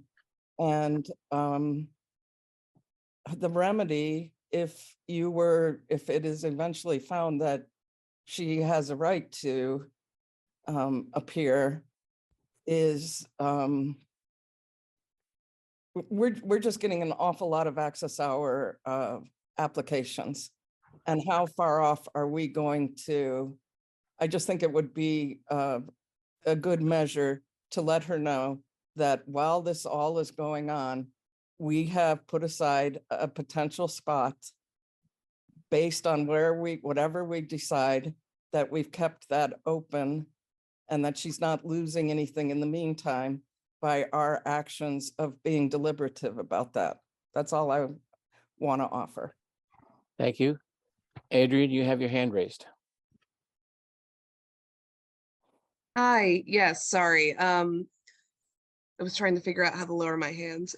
So when in planning access hour dates, there's usually about 3 people I'm talking to at one time who have to confer with other people about the date that they want. So holding a specific date at this point in time could rob somebody of one of the 52 spots a year that they get. So if you were to choose a date that you wanted me to hold, I would ask that it would be in July or August, well out of the zone that people are looking to hold dates at this point in time. Thank you.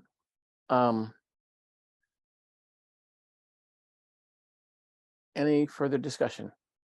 Well, that sounds like, Adrian, are you then amenable to us putting that in the letter as, say, an August date, that we're holding an August date if the appeal is granted? Are you comfortable with that? If the appeal is granted, I would be fine holding an August date. Okay, I think that was a good suggestion by Susan. Okay. But I would, sorry, I would like to just keep this as an updated, I'm sorry, is Marty? somebody sharing their screen right now? I don't know how this happened. I hit something. How do I get out of this? Where are your red cards? What the heck's going on here? Sorry. Good quick analysis of that, Patrick. I didn't even... I'm sorry.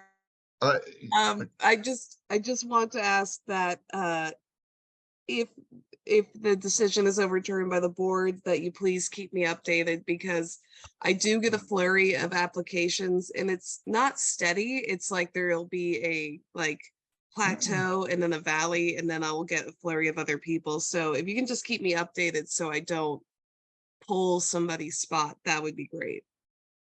Thank you. Dean, do you have your hand raised? Yeah, I do this time. I do not think at all, I don't support sending any communication of that sort to the Thistle that's saying that that we'll potentially hold you out later on. No, we don't say that. If we say, send her a letter that we're still considering this and we'll keep it generic, but we're still considering this, we haven't reached a decision yet, and we don't say nothing about potentially holding out another time for her. Hell no. We have to decide if this is an appealable offense, appealable to the board or not. And I'm not comfortable with tipping our hand one way or another to her, except to say we're still considering whether or not the board can act on this, and we'll get back to you as soon as we can, something along that. But I'm not going to include that we could potentially reserve a spot for you down the line. Why should we do that? We're admitting something that I don't want to do that. So I hear what you said is just withdrawing the motion. We need some time to discuss this and think about it between now and next board meeting, and then we can come a little bit more knowledgeable, a little bit more. We can search the bylaws. We can consider if this is actual, if those 3 categories are the things that we feel that the board has consensus on, that those are the appealable offense. Does this one fit into those three or not?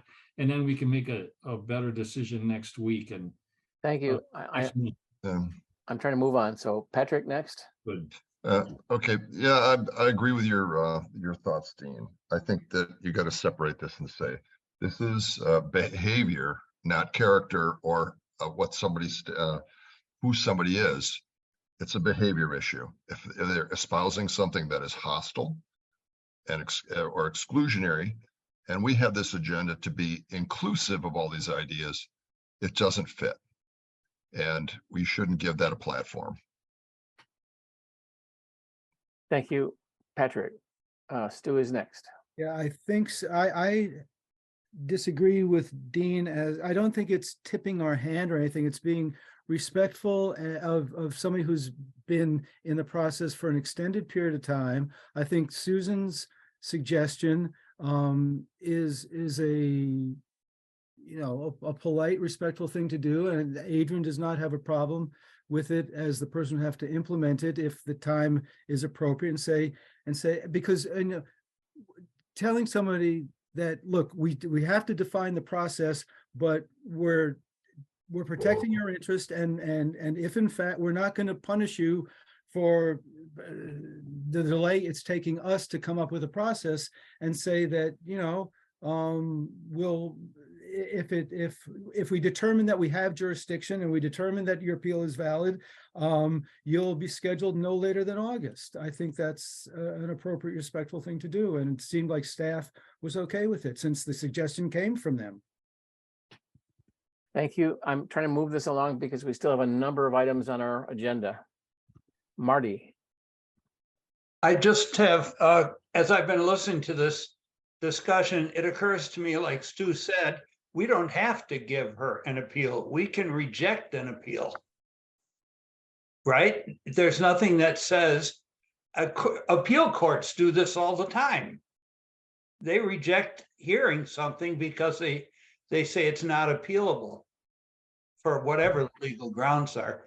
And secondly, I would make the letter as terse as possible, just saying what Stu said the last time: we're going to consider your appeal and we're holding a space for you, or we'll get back to you.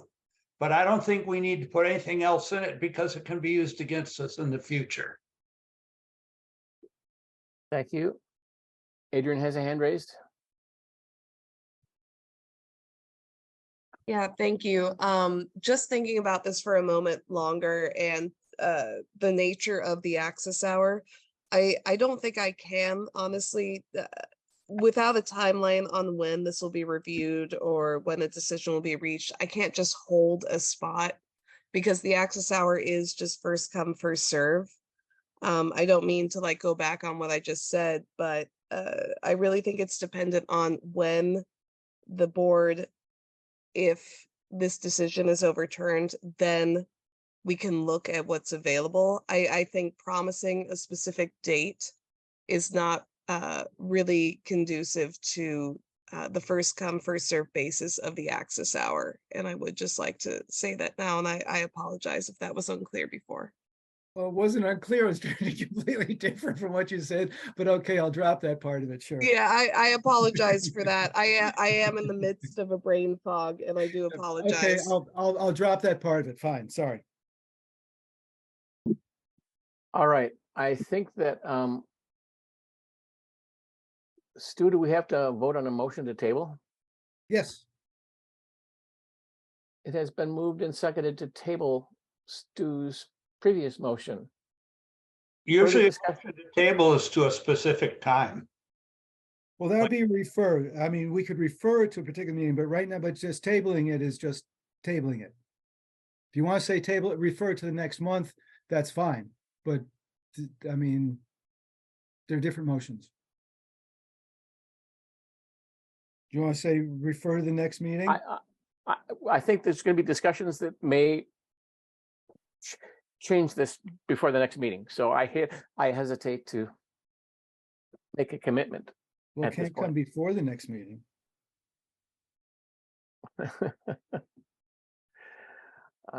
You're Right right. now, the motion's to table. It's been moved and seconded to table the motion. All in favor of the motion to table, say aye or raise your hand. Aye. Aye. Aye. Aye. All opposed, say no. Are there any abstentions?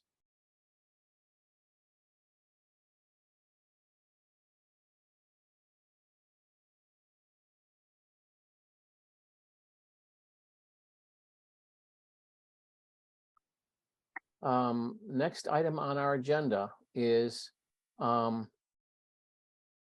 proposal by Laura to convert the DEI from a work group back to a committee. Laura, would you like to address the group?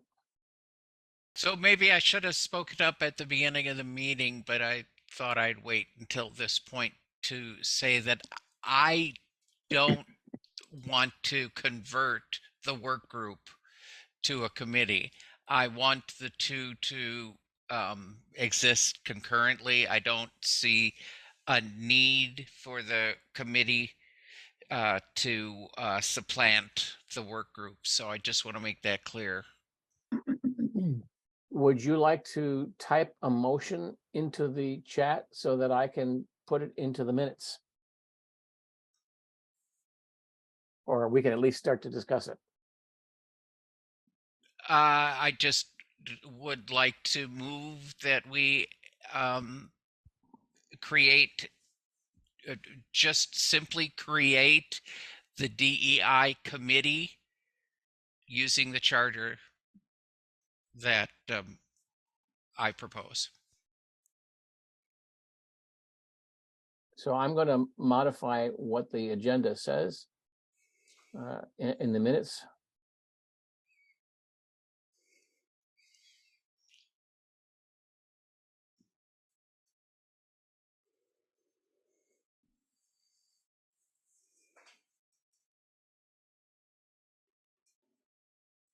So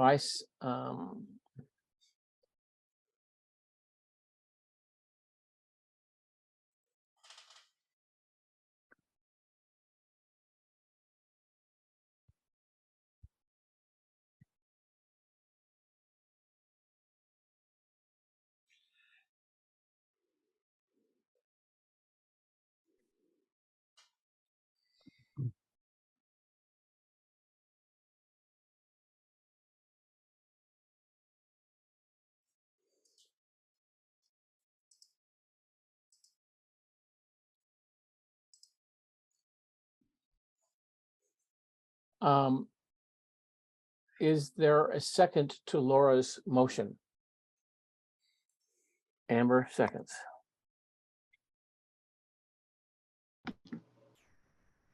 Do you want to add to your motion that it does not affect the DEI work group? Do you think that's necessary? I didn't even mention the work group. Okay. I know. For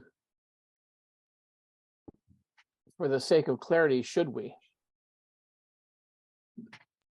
I figured that might be part of the discussion tonight. Okay. All right, discussion. Dean has his hand up. Yeah, that's exactly what I was gonna say. This does not mean in any way that the work group is gonna be overseen or people hanging over their shoulders, or they have to report to this committee. The work group, it has an end in sight. They have a specific thing they're working on, and when that thing is done, they're done. The committee is gonna be here 6 years from now.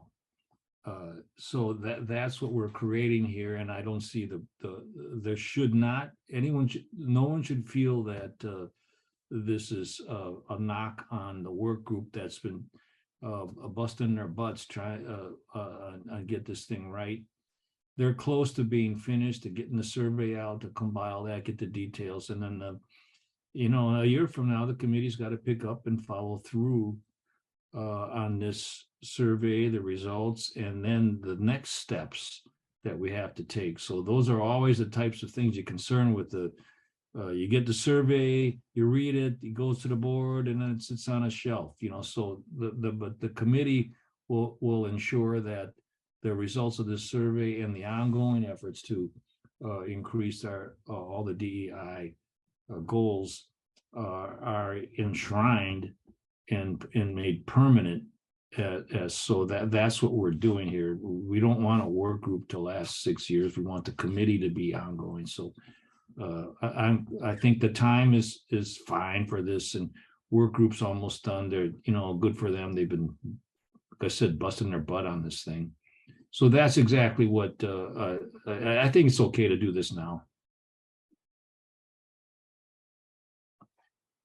Okay. Susan, I see your hand up. I want to distinguish. There's several groups that WORT can establish, one of which extinguishes at the end of a particular function. That isn't a work group. Our discussion within the work group has been that there is a necessity for some inward facing work to be done. That if we want to encourage people, particularly volunteers, to be able to talk about microaggressions and things that they have felt are discriminatory against them, that we would like to have a group that can hear this without it being a public group. I think that's for the protection of the people who feel that they have been discriminated against or been the subject of microaggressions. And that is also for the image of WORT, but mostly for the protection of volunteers and for the desire to be able to encourage them to speak to us about these things.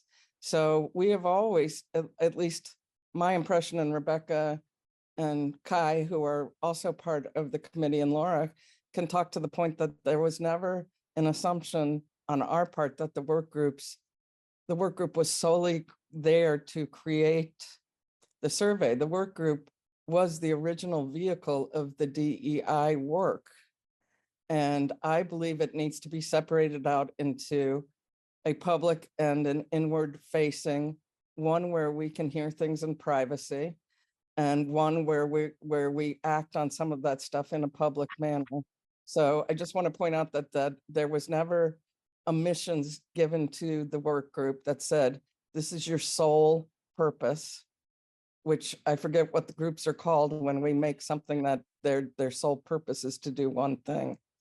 That would be an ad hoc committee. Right. We didn't establish the work group as an ad hoc committee.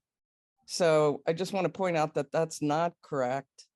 And that the internal discussions, the discussions that have been had in DEI, were that there was a necessity to have some way of people sharing some pretty private information that isn't part of a public committee. And I'm done. I would like to point out that Laura's motion does not mention the DEI work group, and it does not sunset or have any effect on the DEI work group. Am I correct, Laura? You did? Okay. Yes, you are correct.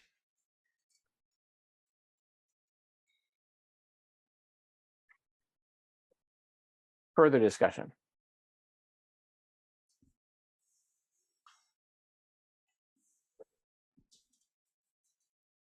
Marty, it says we are viewing your screen, just so you know. No. No, not anymore. It's up in green on mine. He just turned it off. Now I'm not seeing what I was weird. saying, so I don't know that you're. That's weird. I have a because quick question. Was there anything in the language, does anybody have the minutes maybe from the last meeting that said what the determining factor was when we would be revisiting the building a committee?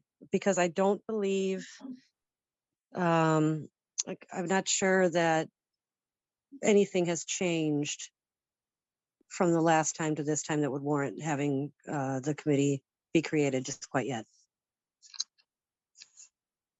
My recollection is that at the last meeting, it was decided that we could form this committee if a charter was developed.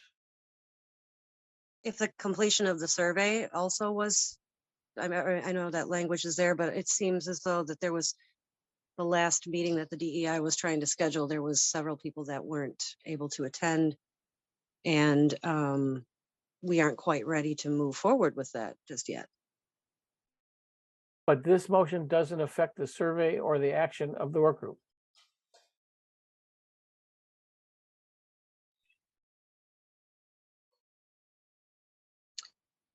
But it also doesn't serve a purpose at this point when they weren't in attendance at the DEI meeting. You see what I'm saying? So that can, you can say this doesn't have a purpose as part of the discussion, but I mean, Laura's entitled to make a motion.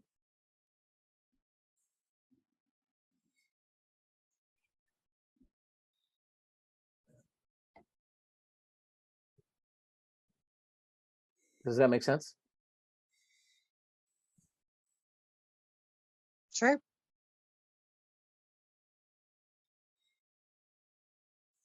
I hesitate to ask for more discussion because this meeting's taking forever, but are there any other issues to discuss? Other people want to make a comment?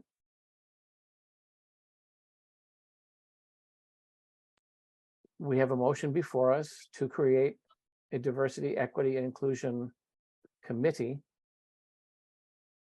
It has been seconded.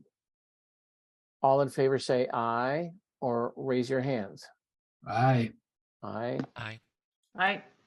Aye. All opposed say no. No. And I'll abstain. I can't get a grip on the context of all this. I believe I will vote no on behalf of my fellow staff members who are on the work group.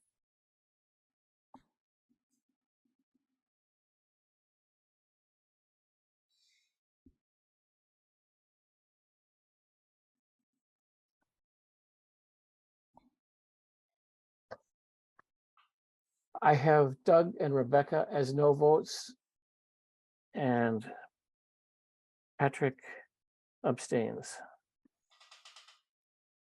Are there any other abstentions or no? Boy, my typing is getting terrible.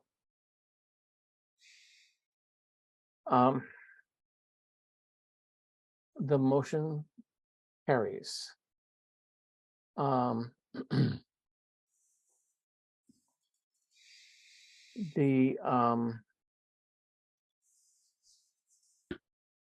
The next item on the agenda is the notice of unauthorized use of image. They have escalated their language and they've sent copies to all sorts of staff people at this point. I am not recommending any board action at this time. I am just informing you of what's going on, and I'm open to any recommendations or discussion on this issue.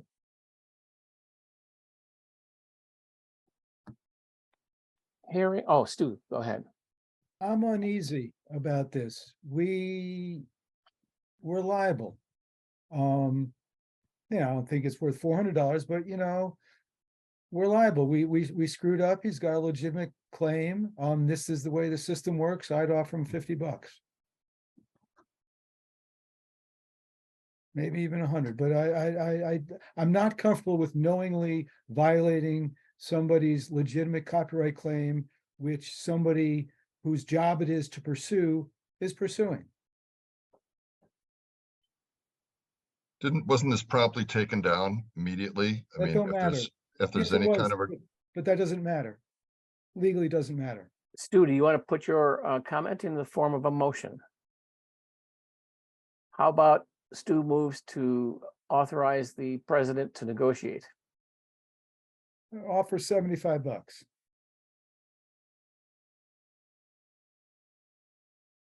Stu moves And tell to, them we fired the staff person responsible. Maybe that'll make them feel better. That was a joke. That was a joke, staff people. That was a joke. I'm laughing. Yeah, but you're not staff.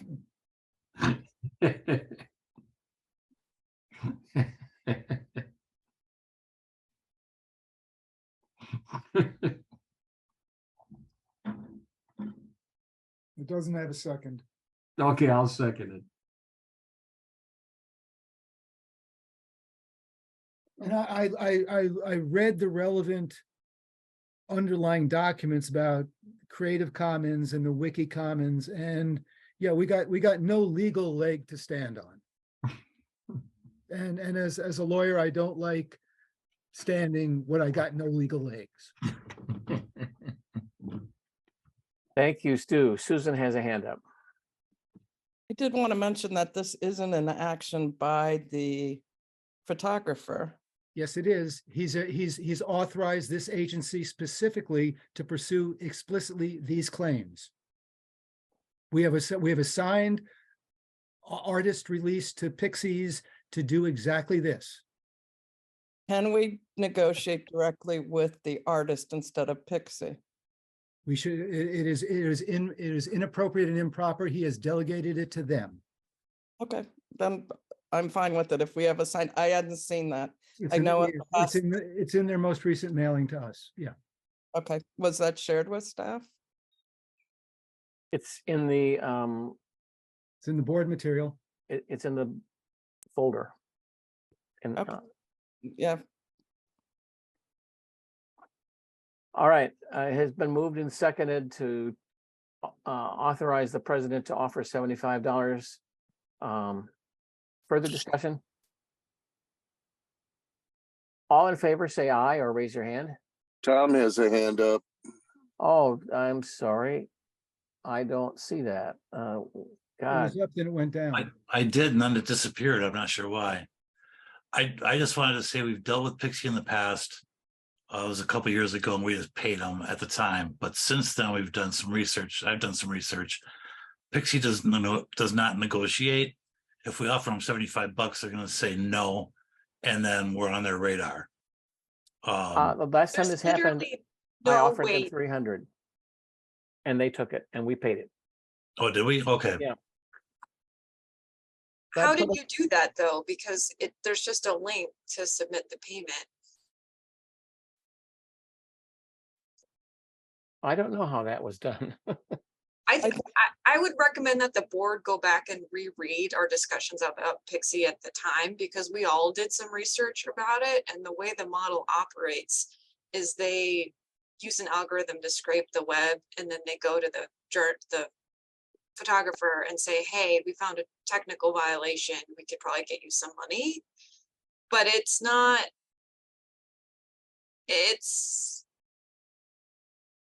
I So would the- encourage you to do some research about it. The I slang, can the prepare slang a for that, report. the slang for that is patent troll. Again, this meeting's recorded. Like I'm happy to prepare a report for you on this before you make a decision if you'd like. I remember going through all of this before. I do think this is going to keep happening because I train web posters on image use, but there's so much that we post online. And the kicker is not adding the attribution for something that is licensed for non-commercial use. And right, we don't have a great way of putting that on the website anyway. We just put it in the description. I do think this is going to keep happening despite ample training. So I'm offering to give you a report on it before you make a decision if you think that would be prudent. Discussion. Sure. Who's that? That was Dean. Yeah, take the report and see what you can get out of these guys and negotiate, and then all else fails. Hold on. The motion before us is to authorize the president to offer $75. Shally is saying, hold up, don't do that. read my report first. So, do we vote on this motion or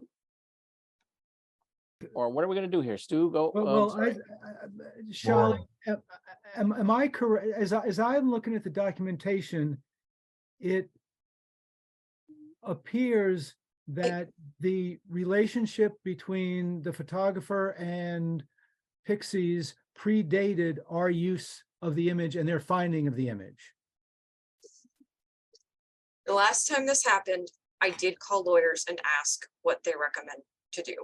Their recommendation was to not engage. So the minute you start engaging,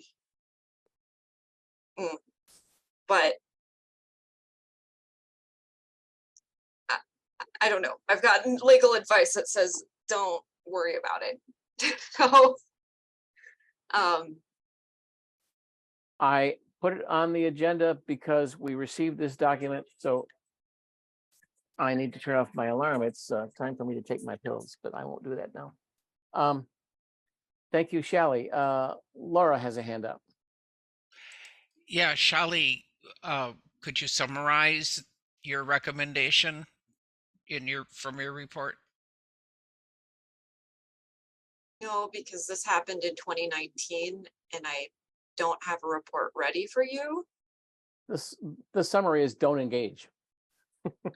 Again, I also have a community radio station who said they did follow up and have to pay. So I just think you might want some more information in front of you before you decide. But the key factor that I've heard is in actually engaging and negotiating.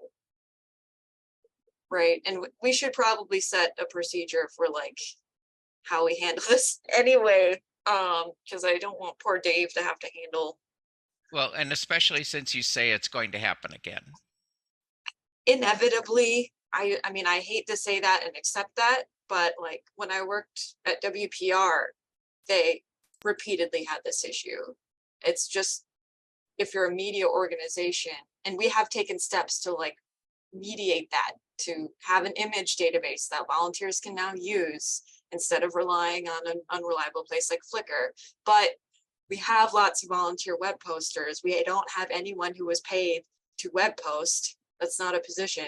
You don't have to get into that. So it's going to continue happening despite best efforts. So maybe like we should all refresh ourselves on. Thank you. I see Susan's hand next. I think part of the discussion we had last time was the recognition, and Shally, it sounds like you've heard something since then, that on the NFCB listserv, there wasn't anyone that Pixie at that time had actually engaged in court action with. Oh, that's not true. Okay. Also not true. They've taken people to court? Again, can I do some research and give you a report before you make a snap decision without maybe not knowing or remembering the context from 2019 when we went through this before? Is there a concern that something will happen immediately within the next month and the time that it takes for the next report? Stu, do you take that request to table your motion? Well, that's what I understand it to be, and I'm thinking about it. Okay.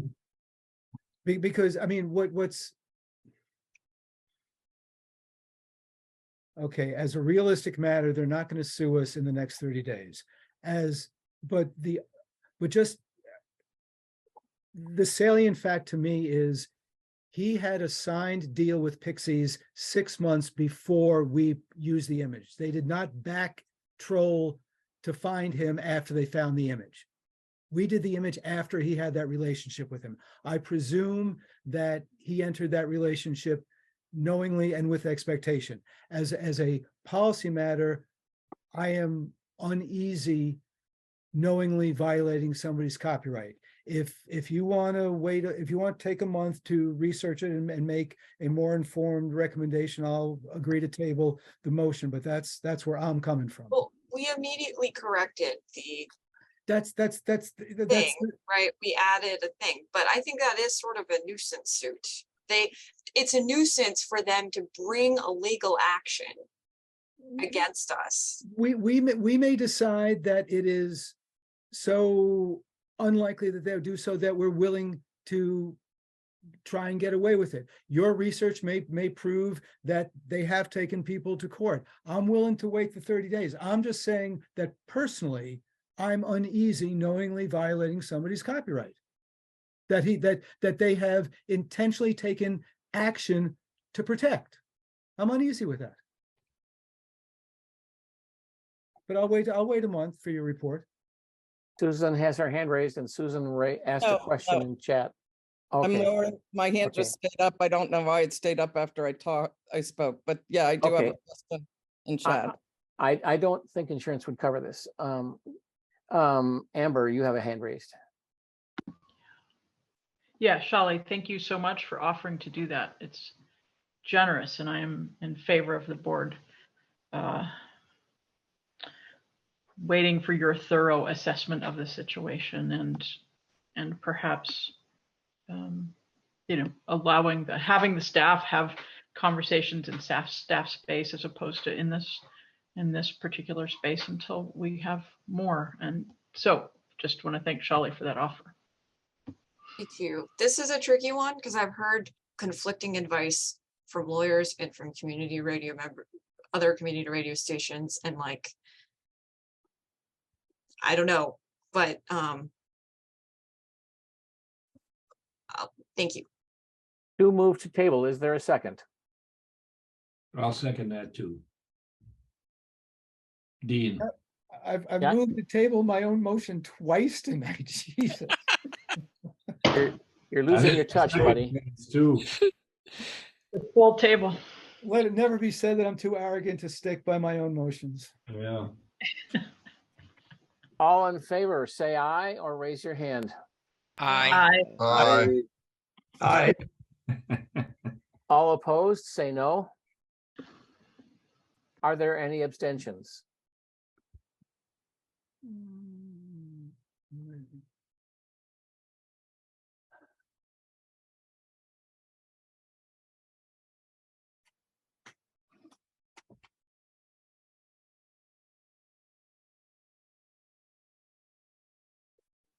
All right, next.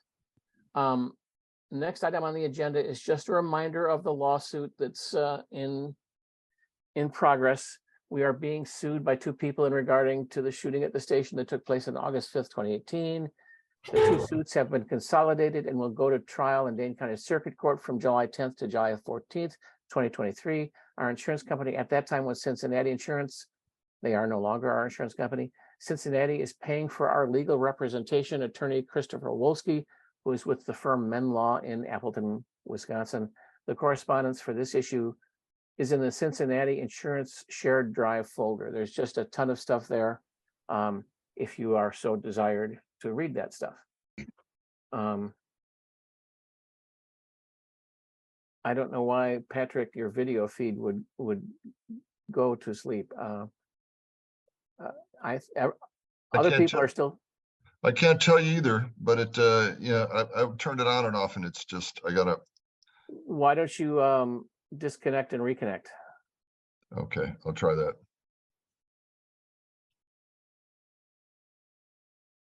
Okay. New business. It has been proposed that we have a staff board retreat.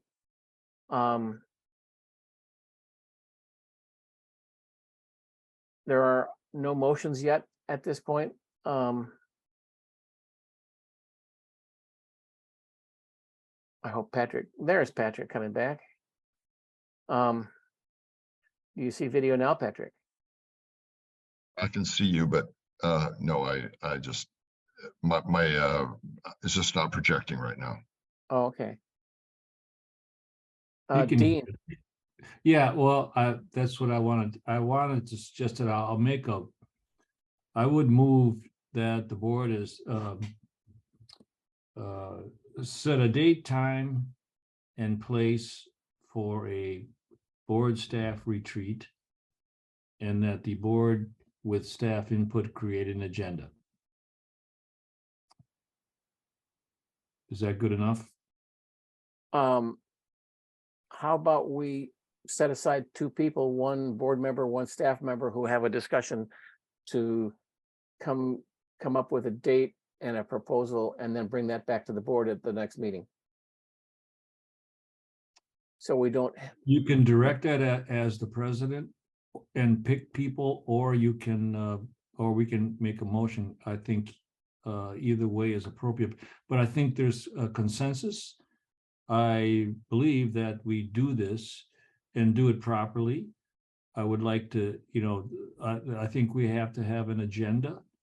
And I would also propose that we hire a facilitator so that the type of thing that Stu cautioned about doesn't happen. And it can happen if we just kind of go into it haphazardly. But if we do this, set this up properly, we can identify some issues. And I think we have clearly some board governance concerns that we need to clarify. So if we do this properly, we will come out of it with both board and staff feeling more comfortable in what our responsibilities are and how to work better together. So that's what was my concerns were with this. So how we go about setting that up and when we do this should be determined. And that we do it, we set it up properly, we agendize it, and I would highly recommend we hire a facilitator. If you think it's that the president can make such arrangements with the staff, working together with the staff, and bring it to the next meeting, I'll do that. I'm fine with that. Okay. Other people got hands up. I'll take mine down. Okay, Laura. I'm so glad that you mentioned facilitator. I think it's a necessity. I think that the facilitator is going to affect when the date can be. So I think that we probably won't be able to decide upon a date, maybe a range of dates. I don't have any problem with Dave, along with a member of the staff doing this. Dave or another board member could do it too. Thank you. I will take that under advisement and working with Doug, find if he wants to be the person or if somebody else wants to be the person in the staff. Stu, did you have a question? Well, obviously, anybody who has thoughts on what the agenda should be should get them to Dave. But secondly, we will have at least one new, I think at least two new board members come June. Should we intentionally look to be scheduling it after the new board is seated? And have that as our target time frame sometime July or after? There's actually 3 board members who have expressed not running. Okay, so that, I think that increases by 50% the value of my point. All right, that can be part of the proposal. Dean.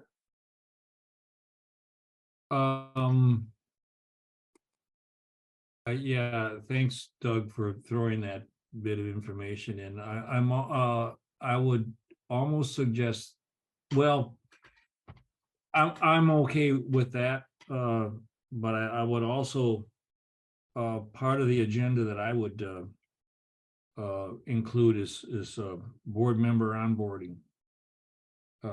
We used to have it differently, and that would be a part of what we if we did it before that. Thank you. I'm going to rush you because we're late. Please make that recommendation in an email to me, okay? Yeah. Thank you. Further discussion. Doesn't have a second, I'll second it. It isn't a motion, so I don't think. Dean made a motion. I did make It's Okay. essentially to say that to do To authorize the same thing that president you and did. staff to develop an agenda and schedule a retreat sometime after the new board is seated. And there's an implicit authorization that that's going to cost money to get a facilitator. Yeah. So I guess it's exactly the same thing that we had, David, that you were thinking. Get together with Doug, figure out the process and how to set it up, and then that's what we're voting on. And just to be totally clear, my term expires in June as well, and so I will be running for re-election or not based on that as well. So, and But if this- I'm voted this out, work will be I done won't. prior to that. This work will be done prior to the end of your term and Yep. other terms as well. And so it just another good point about doing it after the election. Yep. It's been moved and seconded for the president and a staff member to hold, to plan a retreat.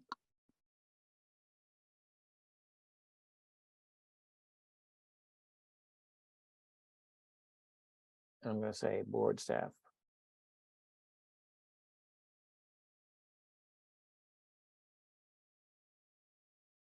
All in favor of that motion, say aye or raise your hand.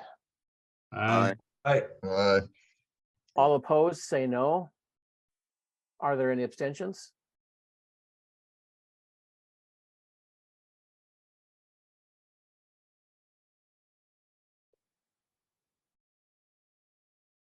And then Dave, I will petition staff tomorrow to decide who it will be that will formulate the agenda with you. It Thank may you. be me. I will offer myself up, but yeah, so I'll let you know tomorrow. Thank you.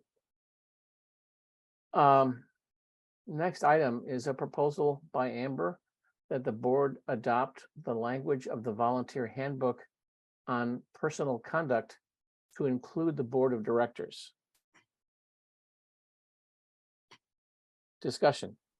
Well, I'll Sue. second that first. No, it's a proposal at this point. It's not a motion yet. Oh, it's not a motion? Not yet. Stu. Move to refer this to the executive committee. I'll second that. I think this is the kind of thing you refer to a committee. I don't think there's any other committee that is appropriate to consider this, and the executive committee, I think, can come back, can consider all the implications of this and come back with a recommendation at our next meeting. And I hope Amber would regard that as an appropriate and positive motion.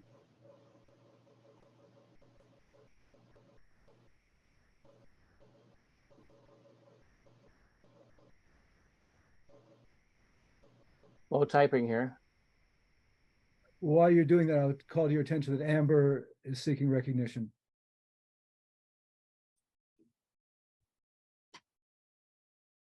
Amber. Yeah, thank you. I'm happy to refer this to executive committee. I was going to ask again whether that was the most appropriate place. There'd been conversation before the board meeting that said that was not the most appropriate place. So I'm happy for it to be addressed. I'm happy for it to be deferred or referred to executive committee. But it just seems that there's a gap, and it would be good to fill that gap with policy. So however the board believes is the most effective and coherent way to integrate basically across the organization, it seems, the idea of civil conduct. Thank you. That's my goal. Yeah. Thank you. Laura. I just wanted to bring to the board's attention that we do have a board of directors policy on standard rules of conduct, and although it was last amended in '98, I just want everybody to be aware that we need to coordinate whatever we do with the volunteer handbook along with those policies. Thank That's you. it. Stu, Yeah, Laura, that's part of the discussion, correlating Amber's specific recommendation with what's in the existing thing. So the existing conduct doesn't really address the kind of points that Amber is concerned about in terms of interpersonal relations during board meetings and among the board. So, I mean, but yeah, we know that's there, and we'll work them together. Yeah, thank you. further discussion?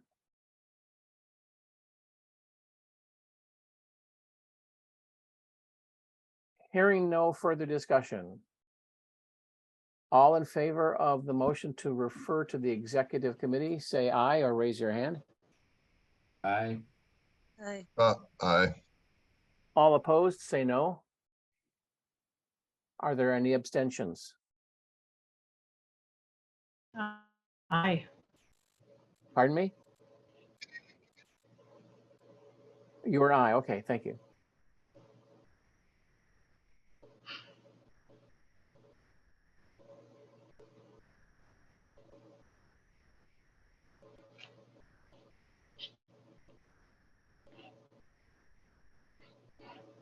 And then the last thing on the agenda is a proposal by Amber that the staff prepare a report of people restricted from the station, including the name and the date of the action.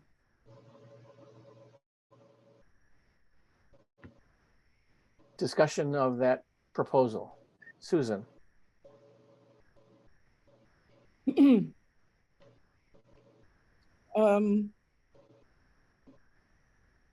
Are we talking about specific staff action or the list of people? For instance, we have a legal agreement not to, as far as I know, to discuss certain people who are not allowed at the station.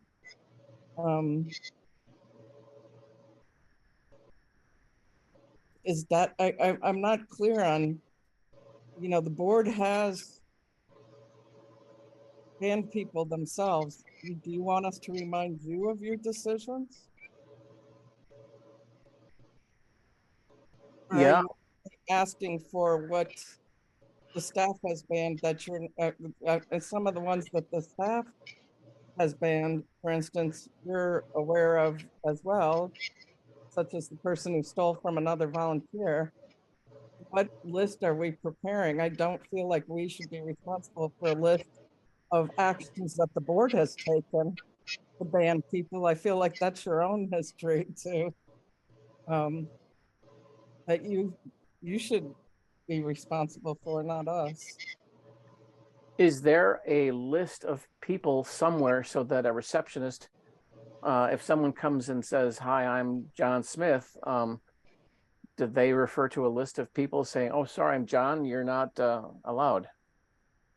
Well, under the current thing, any receptionist that was answering the door would be immediately consulting us. Who are you here to see?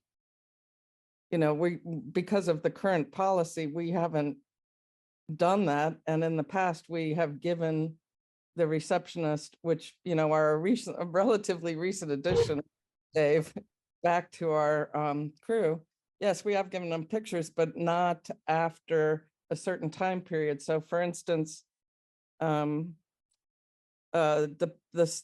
staff member that we in effect banned, there were pictures given to the receptionist, but at this point, no. Okay, thank you. Amber, your hand was next. Yeah, I'd just like to speak briefly to the spirit of my request. This concern came up for me in the context of the conversation last board meeting about the access hour application that had been declined, and what the board was told was, we voted to ban this person earlier. We haven't announced it until now. And that was concerning to me. because, so I asked at the time, are there other people in this kind of status where they've been banned, barred, restricted, whatever is the appropriate language, who haven't been advised of it? And for me, that raises the specter of all kinds of concerns about there being people who are restricted from things or banned from things who do not know about it. Number one. Number two, that there's this kind of delay. I don't know if that's typical or if only in this case that was the situation. So I want to know, it doesn't really matter what the name of the person is, but it can be person A, B, C, D, when they were given a restriction, when they were advised of the restriction is what I'm concerned about, and whether they are still donating to the station without knowing that they have been banned, barred, restricted. It also puts the board in a kind of an untenable situation, because if somebody approaches me and says, I'm thinking about doing X, Y, and Z, proposing it, is there any reason I shouldn't? And I don't know, or Dave doesn't know, or the person being approached doesn't know, then we're setting people up when we say, sure, go ahead, of course, you know, as far as I know, you can do whatever, you know, you can approach the station. So that's the spirit of my request. And when, so I'm concerned, I was concerned last meeting to hear that, yes, there's a list like this, and maybe that was misspoken, or maybe that was misheard. But I'm uncomfortable with the idea that there's kind of a secret hidden list. Board doesn't know about it, and the staff have not informed the people who are barred or restricted. So my request is that the staff prepare some kind of, you know, report about that so that we understand it, and then we can have a conversation about the practice. Thank you, Amber. Adrian has a hand raised. This is not in response to Amber's recent statement. This is going back to receptionists, although I'm not sure what Amber's talking about with what somebody would approach her about with that. We wouldn't be in an accessible thing at the station, but the receptionists are trained to, when somebody approaches the front door, that they know that we are closed to the public and we are open by an appointment only. And that if there is concern whether or not a person has an appointment or not, or there seems to be an issue, that they refer to the staff immediately. When there have been issues with possible volunteers or individuals of any kind at the station, that there is a notice sent out to receptionists to keep these people outside the door until somebody else can come and deal with the situation. The receptionist's safety is of the utmost importance in my book, and that is why we give them these guidelines. So there is no real issue there, because they are trained to keep somebody outside the door until something can, like, they recognize people on their own shifts, volunteers who come in regularly, but if somebody that they are not aware of comes to the door, they know to contact staff members. So I'm not really concerned at that point. Thank you, Adrian. Further discussion? Laura. I'm trying to get my hand up there. Oh, okay. Too slow. Laura got you first. Okay. All of a sudden I've got an alarm going off. Sorry, I'm sorry about that. All right. Hopefully that alarm is not bothering you as much as it's bothering me. The question that I have is, you know, there are different types of bans. You seem to be talking about banning from the premises. I think we were previously talking about a banning from the airwaves. Is there anything that stops you from making the most comprehensive list that you can come up with for both types of bands, all types of bands, and then what their infraction was. I would like to see the most comprehensive version of that list that you can produce, just so that we kind of get an idea of how widespread the practice has been.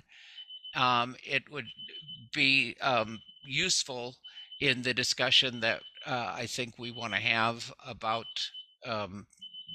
moving forward about governance. That's it. Thank you, Laura. Susan has a hand up. In the 8 years that I've been with the station, we have never banned anyone from the premises without the notice to the board and the board's implicit approval of that ban, or the ban being made by the board itself in the case of a staff member. So I don't know how far you want us to go back. If that's, I think Sybil is the longest serving staff member. If we're asking for us to go back into Sybil's memory of that, but I would appreciate a time limit put on how far you want us to try and reconstruct. Is it 20 years of history? What history? And the second thing I want to comment about is the barring from people is a totally separate issue, and I'd also like a timeline on that of how far we're trying to reconstruct distant history and whether the board was notified of it at the time or not. I can only speak to my own experience here, and I would be happy to help in constructing those documents. But as I said, I feel it unnecessary to provide the board with a history of who has been barred from the station when all that information has already been shared with the board in the past. I'll lower my hand. Rebecca.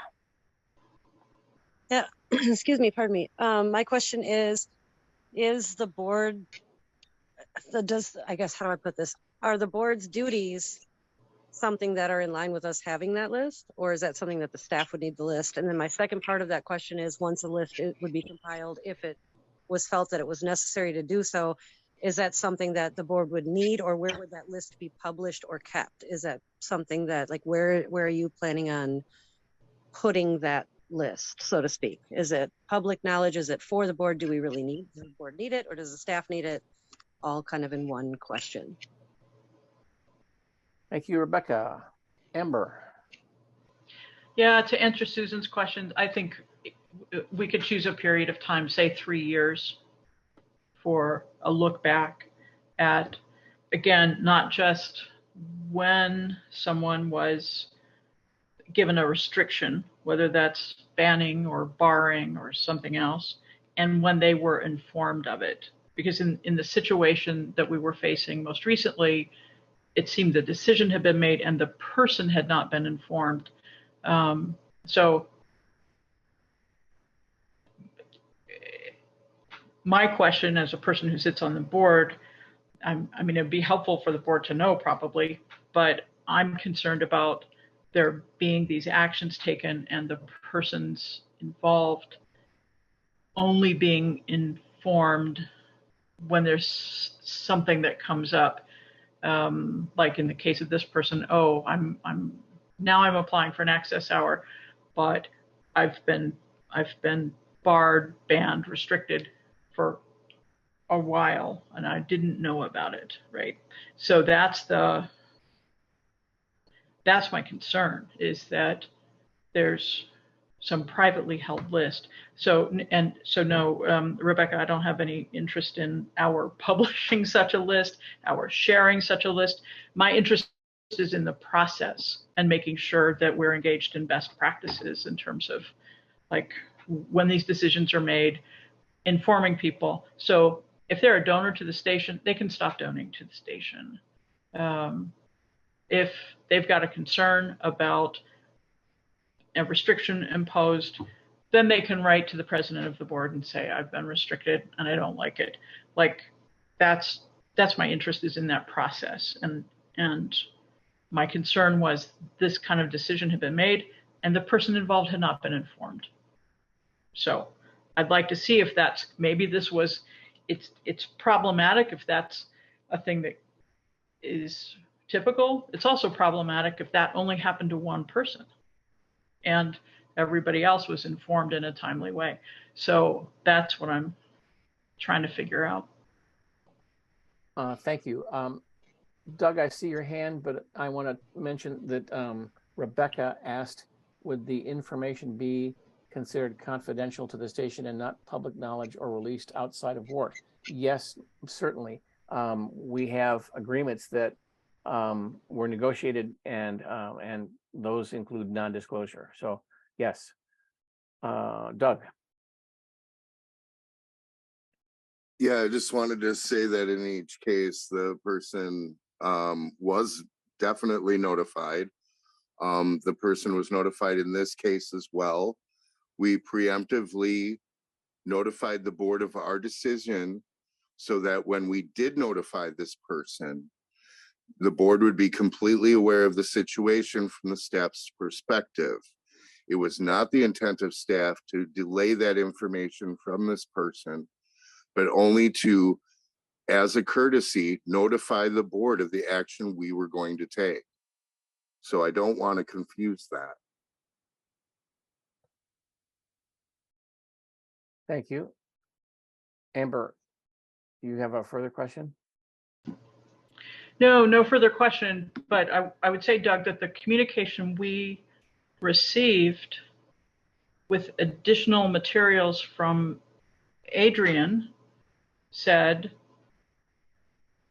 in fact, this decision was made earlier, but it was not announced until now because the person hadn't applied for, wasn't announced previously because there hasn't been an access hour application since June 2018, which I'm not sure is factually correct, but was made previously, hasn't been announced till now. So that's what I'm basing my inquiry on. No, the last access hour that was January of 2020, that was music-based. And then the denial of the two most recent ones, one was in 2022, and then there's the current. We don't need to do the individual list here. My other, I had another point, and I'm sorry, I'm not feeling well. Although I don't have COVID, I do have a fever.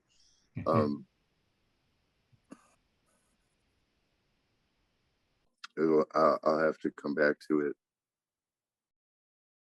Thank you. Dean. Yeah, this discussion is kind of broadened. I'm concerned with security of the building, and there's banned people that come into the building. Is there a list, and do receptionists have it because they're the first responders in a sense?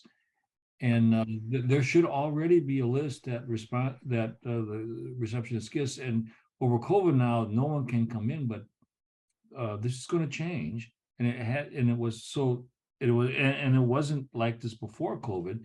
So there should be a ban list that how do we implement it? Thanks, if Dean. It's banned, you can't. So it has to be there. So the list shouldn't be this is all we're asking for. Is there a list of banned people? Do we? I'm trying to rush this because it's so late. So you're right. So thanks.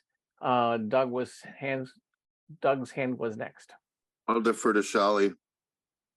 Thank you, Shali. Well, Doug, don't do that too quickly. First, I just want to say, is there a unified list? No, over the extensive history of WORT, yes, that will take some time to compile. Can we try to suck them out of our brains and out of Google Drive? Sure, can't guarantee it will be comprehensive unless Doug has some other thing to say about that. He's been here longer. I want to just point out the problem with this is not the receptionist's job. What we realize, we've heard from receptionists that they feel uncomfortable being put in these situations. And I just want to like correct the assumption that it's up to receptionists. Receptionists are not responsible for dealing with really complex situational things. We've tried to provide de-escalation training to receptionists, but if anything comes up, they're supposed to come get a staff member immediately or get in contact with one, and not to put themselves at any risk or any harm's way. So that I realize that's a tangent, but I just really want the board to know that, because it's a real problem when you have volunteers here 1 day a week, if that, who are responsible for managing all of the station security. That's not their job, and they do not feel comfortable with that in general. I think if Kathy were here, she would probably point that out. So I just want you to know that. Thank you. I would also like to bring up a tangential question or tangential comment. After the 2018 shooting, we did talk to the police, and one of the things that we discussed but we never implemented was a panic button at the front desks. If a person... No, we implemented that. Oh, that's good. in use. Good, thank you. Thank you. I'll shut up. Other questions or discussion?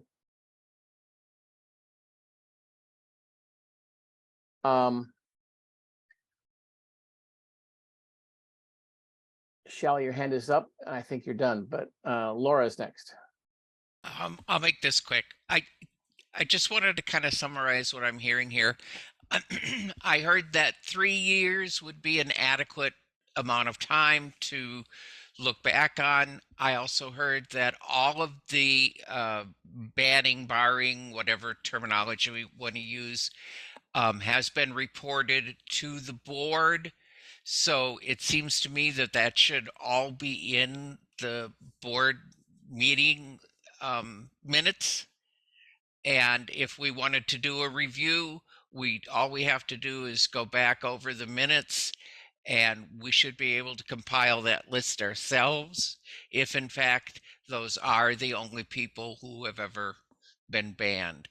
Am I right?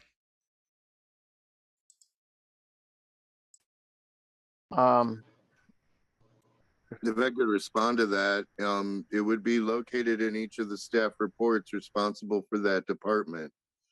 Adrian had a recent one involving a phone answerer. I believe people had a recent one too. 2018, we had all kinds of fun. So I don't agree that 3 years is enough. I think 10 years might be a better representation. A lot's happened in the last 10 years that I've been at the station. November is my 10-year anniversary coming up at WORT. And I will say I've seen a lot in 10 years. Oh, also, I don't agree with like names being shared in any sort of public forum at all. Just out of the protections, because some of the circumstances, quite honestly, are extremely sensitive. And no disagreement there. All the more reason for that not to be made in any sort of public. No disagreement there. I don't think we're talking about that. Adrian's hand is next. Yeah, I just wanted to make sure that everybody saw in the chat that Rebecca said 3 to 4 years would not be an accurate cross section to get a good view of that. I think Doug is correct in saying that it would have to be 10 years or more. Agreed. I see Amber has a hand up. Yeah, I feel perhaps I am not communicating clearly. My question is fundamentally, what's the lag time between barring, banning, restricting, taking negative action against a volunteer, or maybe a person who is not a volunteer, and informing them of it. That's what sparked this for me was Adrian's report to us, the supplemental materials before the last board meeting, where this decision had been previously made, but it wasn't announced because there hadn't been an application. And so that I'm concerned that there are other people in that status. They're banned, they're barred, and they don't know it. I don't know of anybody else who's in that status, so. Right, that's why I'm asking. That's why, like, we didn't know this before this came up. So that's. Speaking as a person who's been here for a long time, I don't know of any other people who've been put in that status and not informed of it. I know one. And that would be one of our former hosts that was involved in a shooting, who there would be no reason or way for us to be able to reach out directly to him to let him know that he's been banned or barred. And he has not made any attempts to attach himself back to the station to check to find out or apply. So that would be a case. And so, you know, the one incident you're speaking of actually isn't a sole living incident of that, where somebody would have been banned or barred and not know, quote unquote, because there's no way to reach that person or they haven't had any communications. People don't technically leave like forwarding addresses or phone numbers after they've done something that could have potentially harmed the station. So yeah, that's definitely not a sole incident based on the years that I've been here. So in the case of Thistle, who is known, who did apply, was banned, but not told, which is why she then applied, because she didn't know she was banned, as far as I can tell. I don't know why that would have ever have happened. And is this a standalone case or not standalone? No? So if there's a secret list, then we need to talk about that. There's no secret list. There's no list whatsoever. They're in board reports. They're in staff reports. There are a lot of things that probably should be listed at WORT, which aren't. Okay, I had a different impression from our conversation last month when I asked, are there others like this? Well, yes, there are. That we can think of off the top of our head, but institutional knowledge at WORT has always been a problem, and we do not have a list, which is why it would take a good amount of time and resources for us to put that together, which I think is why we're asking, are you talking just board action or staff actions? Yeah, so let me just ask you, Charlie, let me ask you directly, what would have accounted for a delay in advising this person that they are banned or barred? I was extremely busy and first of all, I reject the premise of that question. I believe that I have to go reread the letter. I think as many of the board members do. I would defer to Doug on questions about barred or banned or whatsoever. And it's late and I'm tired and I have to go home. Yes. But the delay was that I had a lot to do, and this topic tends to eat up a lot of my time, and I agreed to write it for the staff, and then I did not get to it. And then Adrian was like, I can help you write that, and the staff, you know, meets once a week, has to sign off on a letter. And I mean, how long was the delay? Is that in your? That's my question. The impression I got from those the document was, we made this decision previously, but we have not wasn't announced previously. And so it gives the impression that this decision was made at some point in the past after there were concerns about situations happening in the community or like various other things happening. We got wind of that. We decided to ban this person, but we have not previously shared that, like with the person. And maybe that's maybe it was parsed in such a way to give that impression that isn't accurate. Can I say something here? So 5 weeks. So I understand, but like we do take our time responding to access hour applications.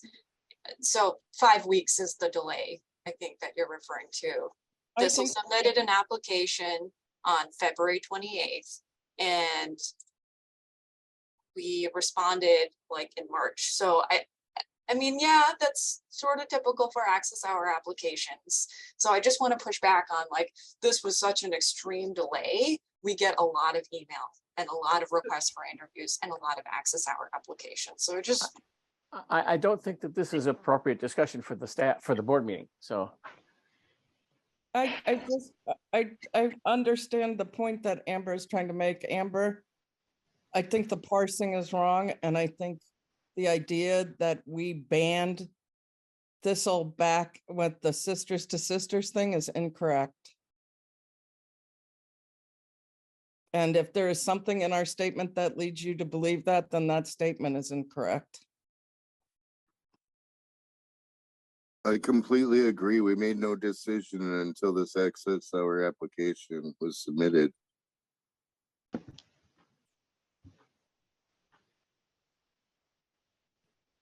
So you're saying the ban was not in place prior to receipt of that application? Correct. Then I will withdraw my request. But, okay, but is the board still asking us to put together some kind of list in any way? Is that a motion from any of you that for a receptionist, for whatever purposes, we need to have a list put together? No. Okay, thank you. Stu. Stu, you're muted. I'm not hearing you, Stu. Since the motion's been withdrawn, I yield my time. Susan, you have a hand up. Can I put it down? Oh, I'm sorry. I'll lower it. I thought when we spoke, it went away. No, only if I do it, or you do it.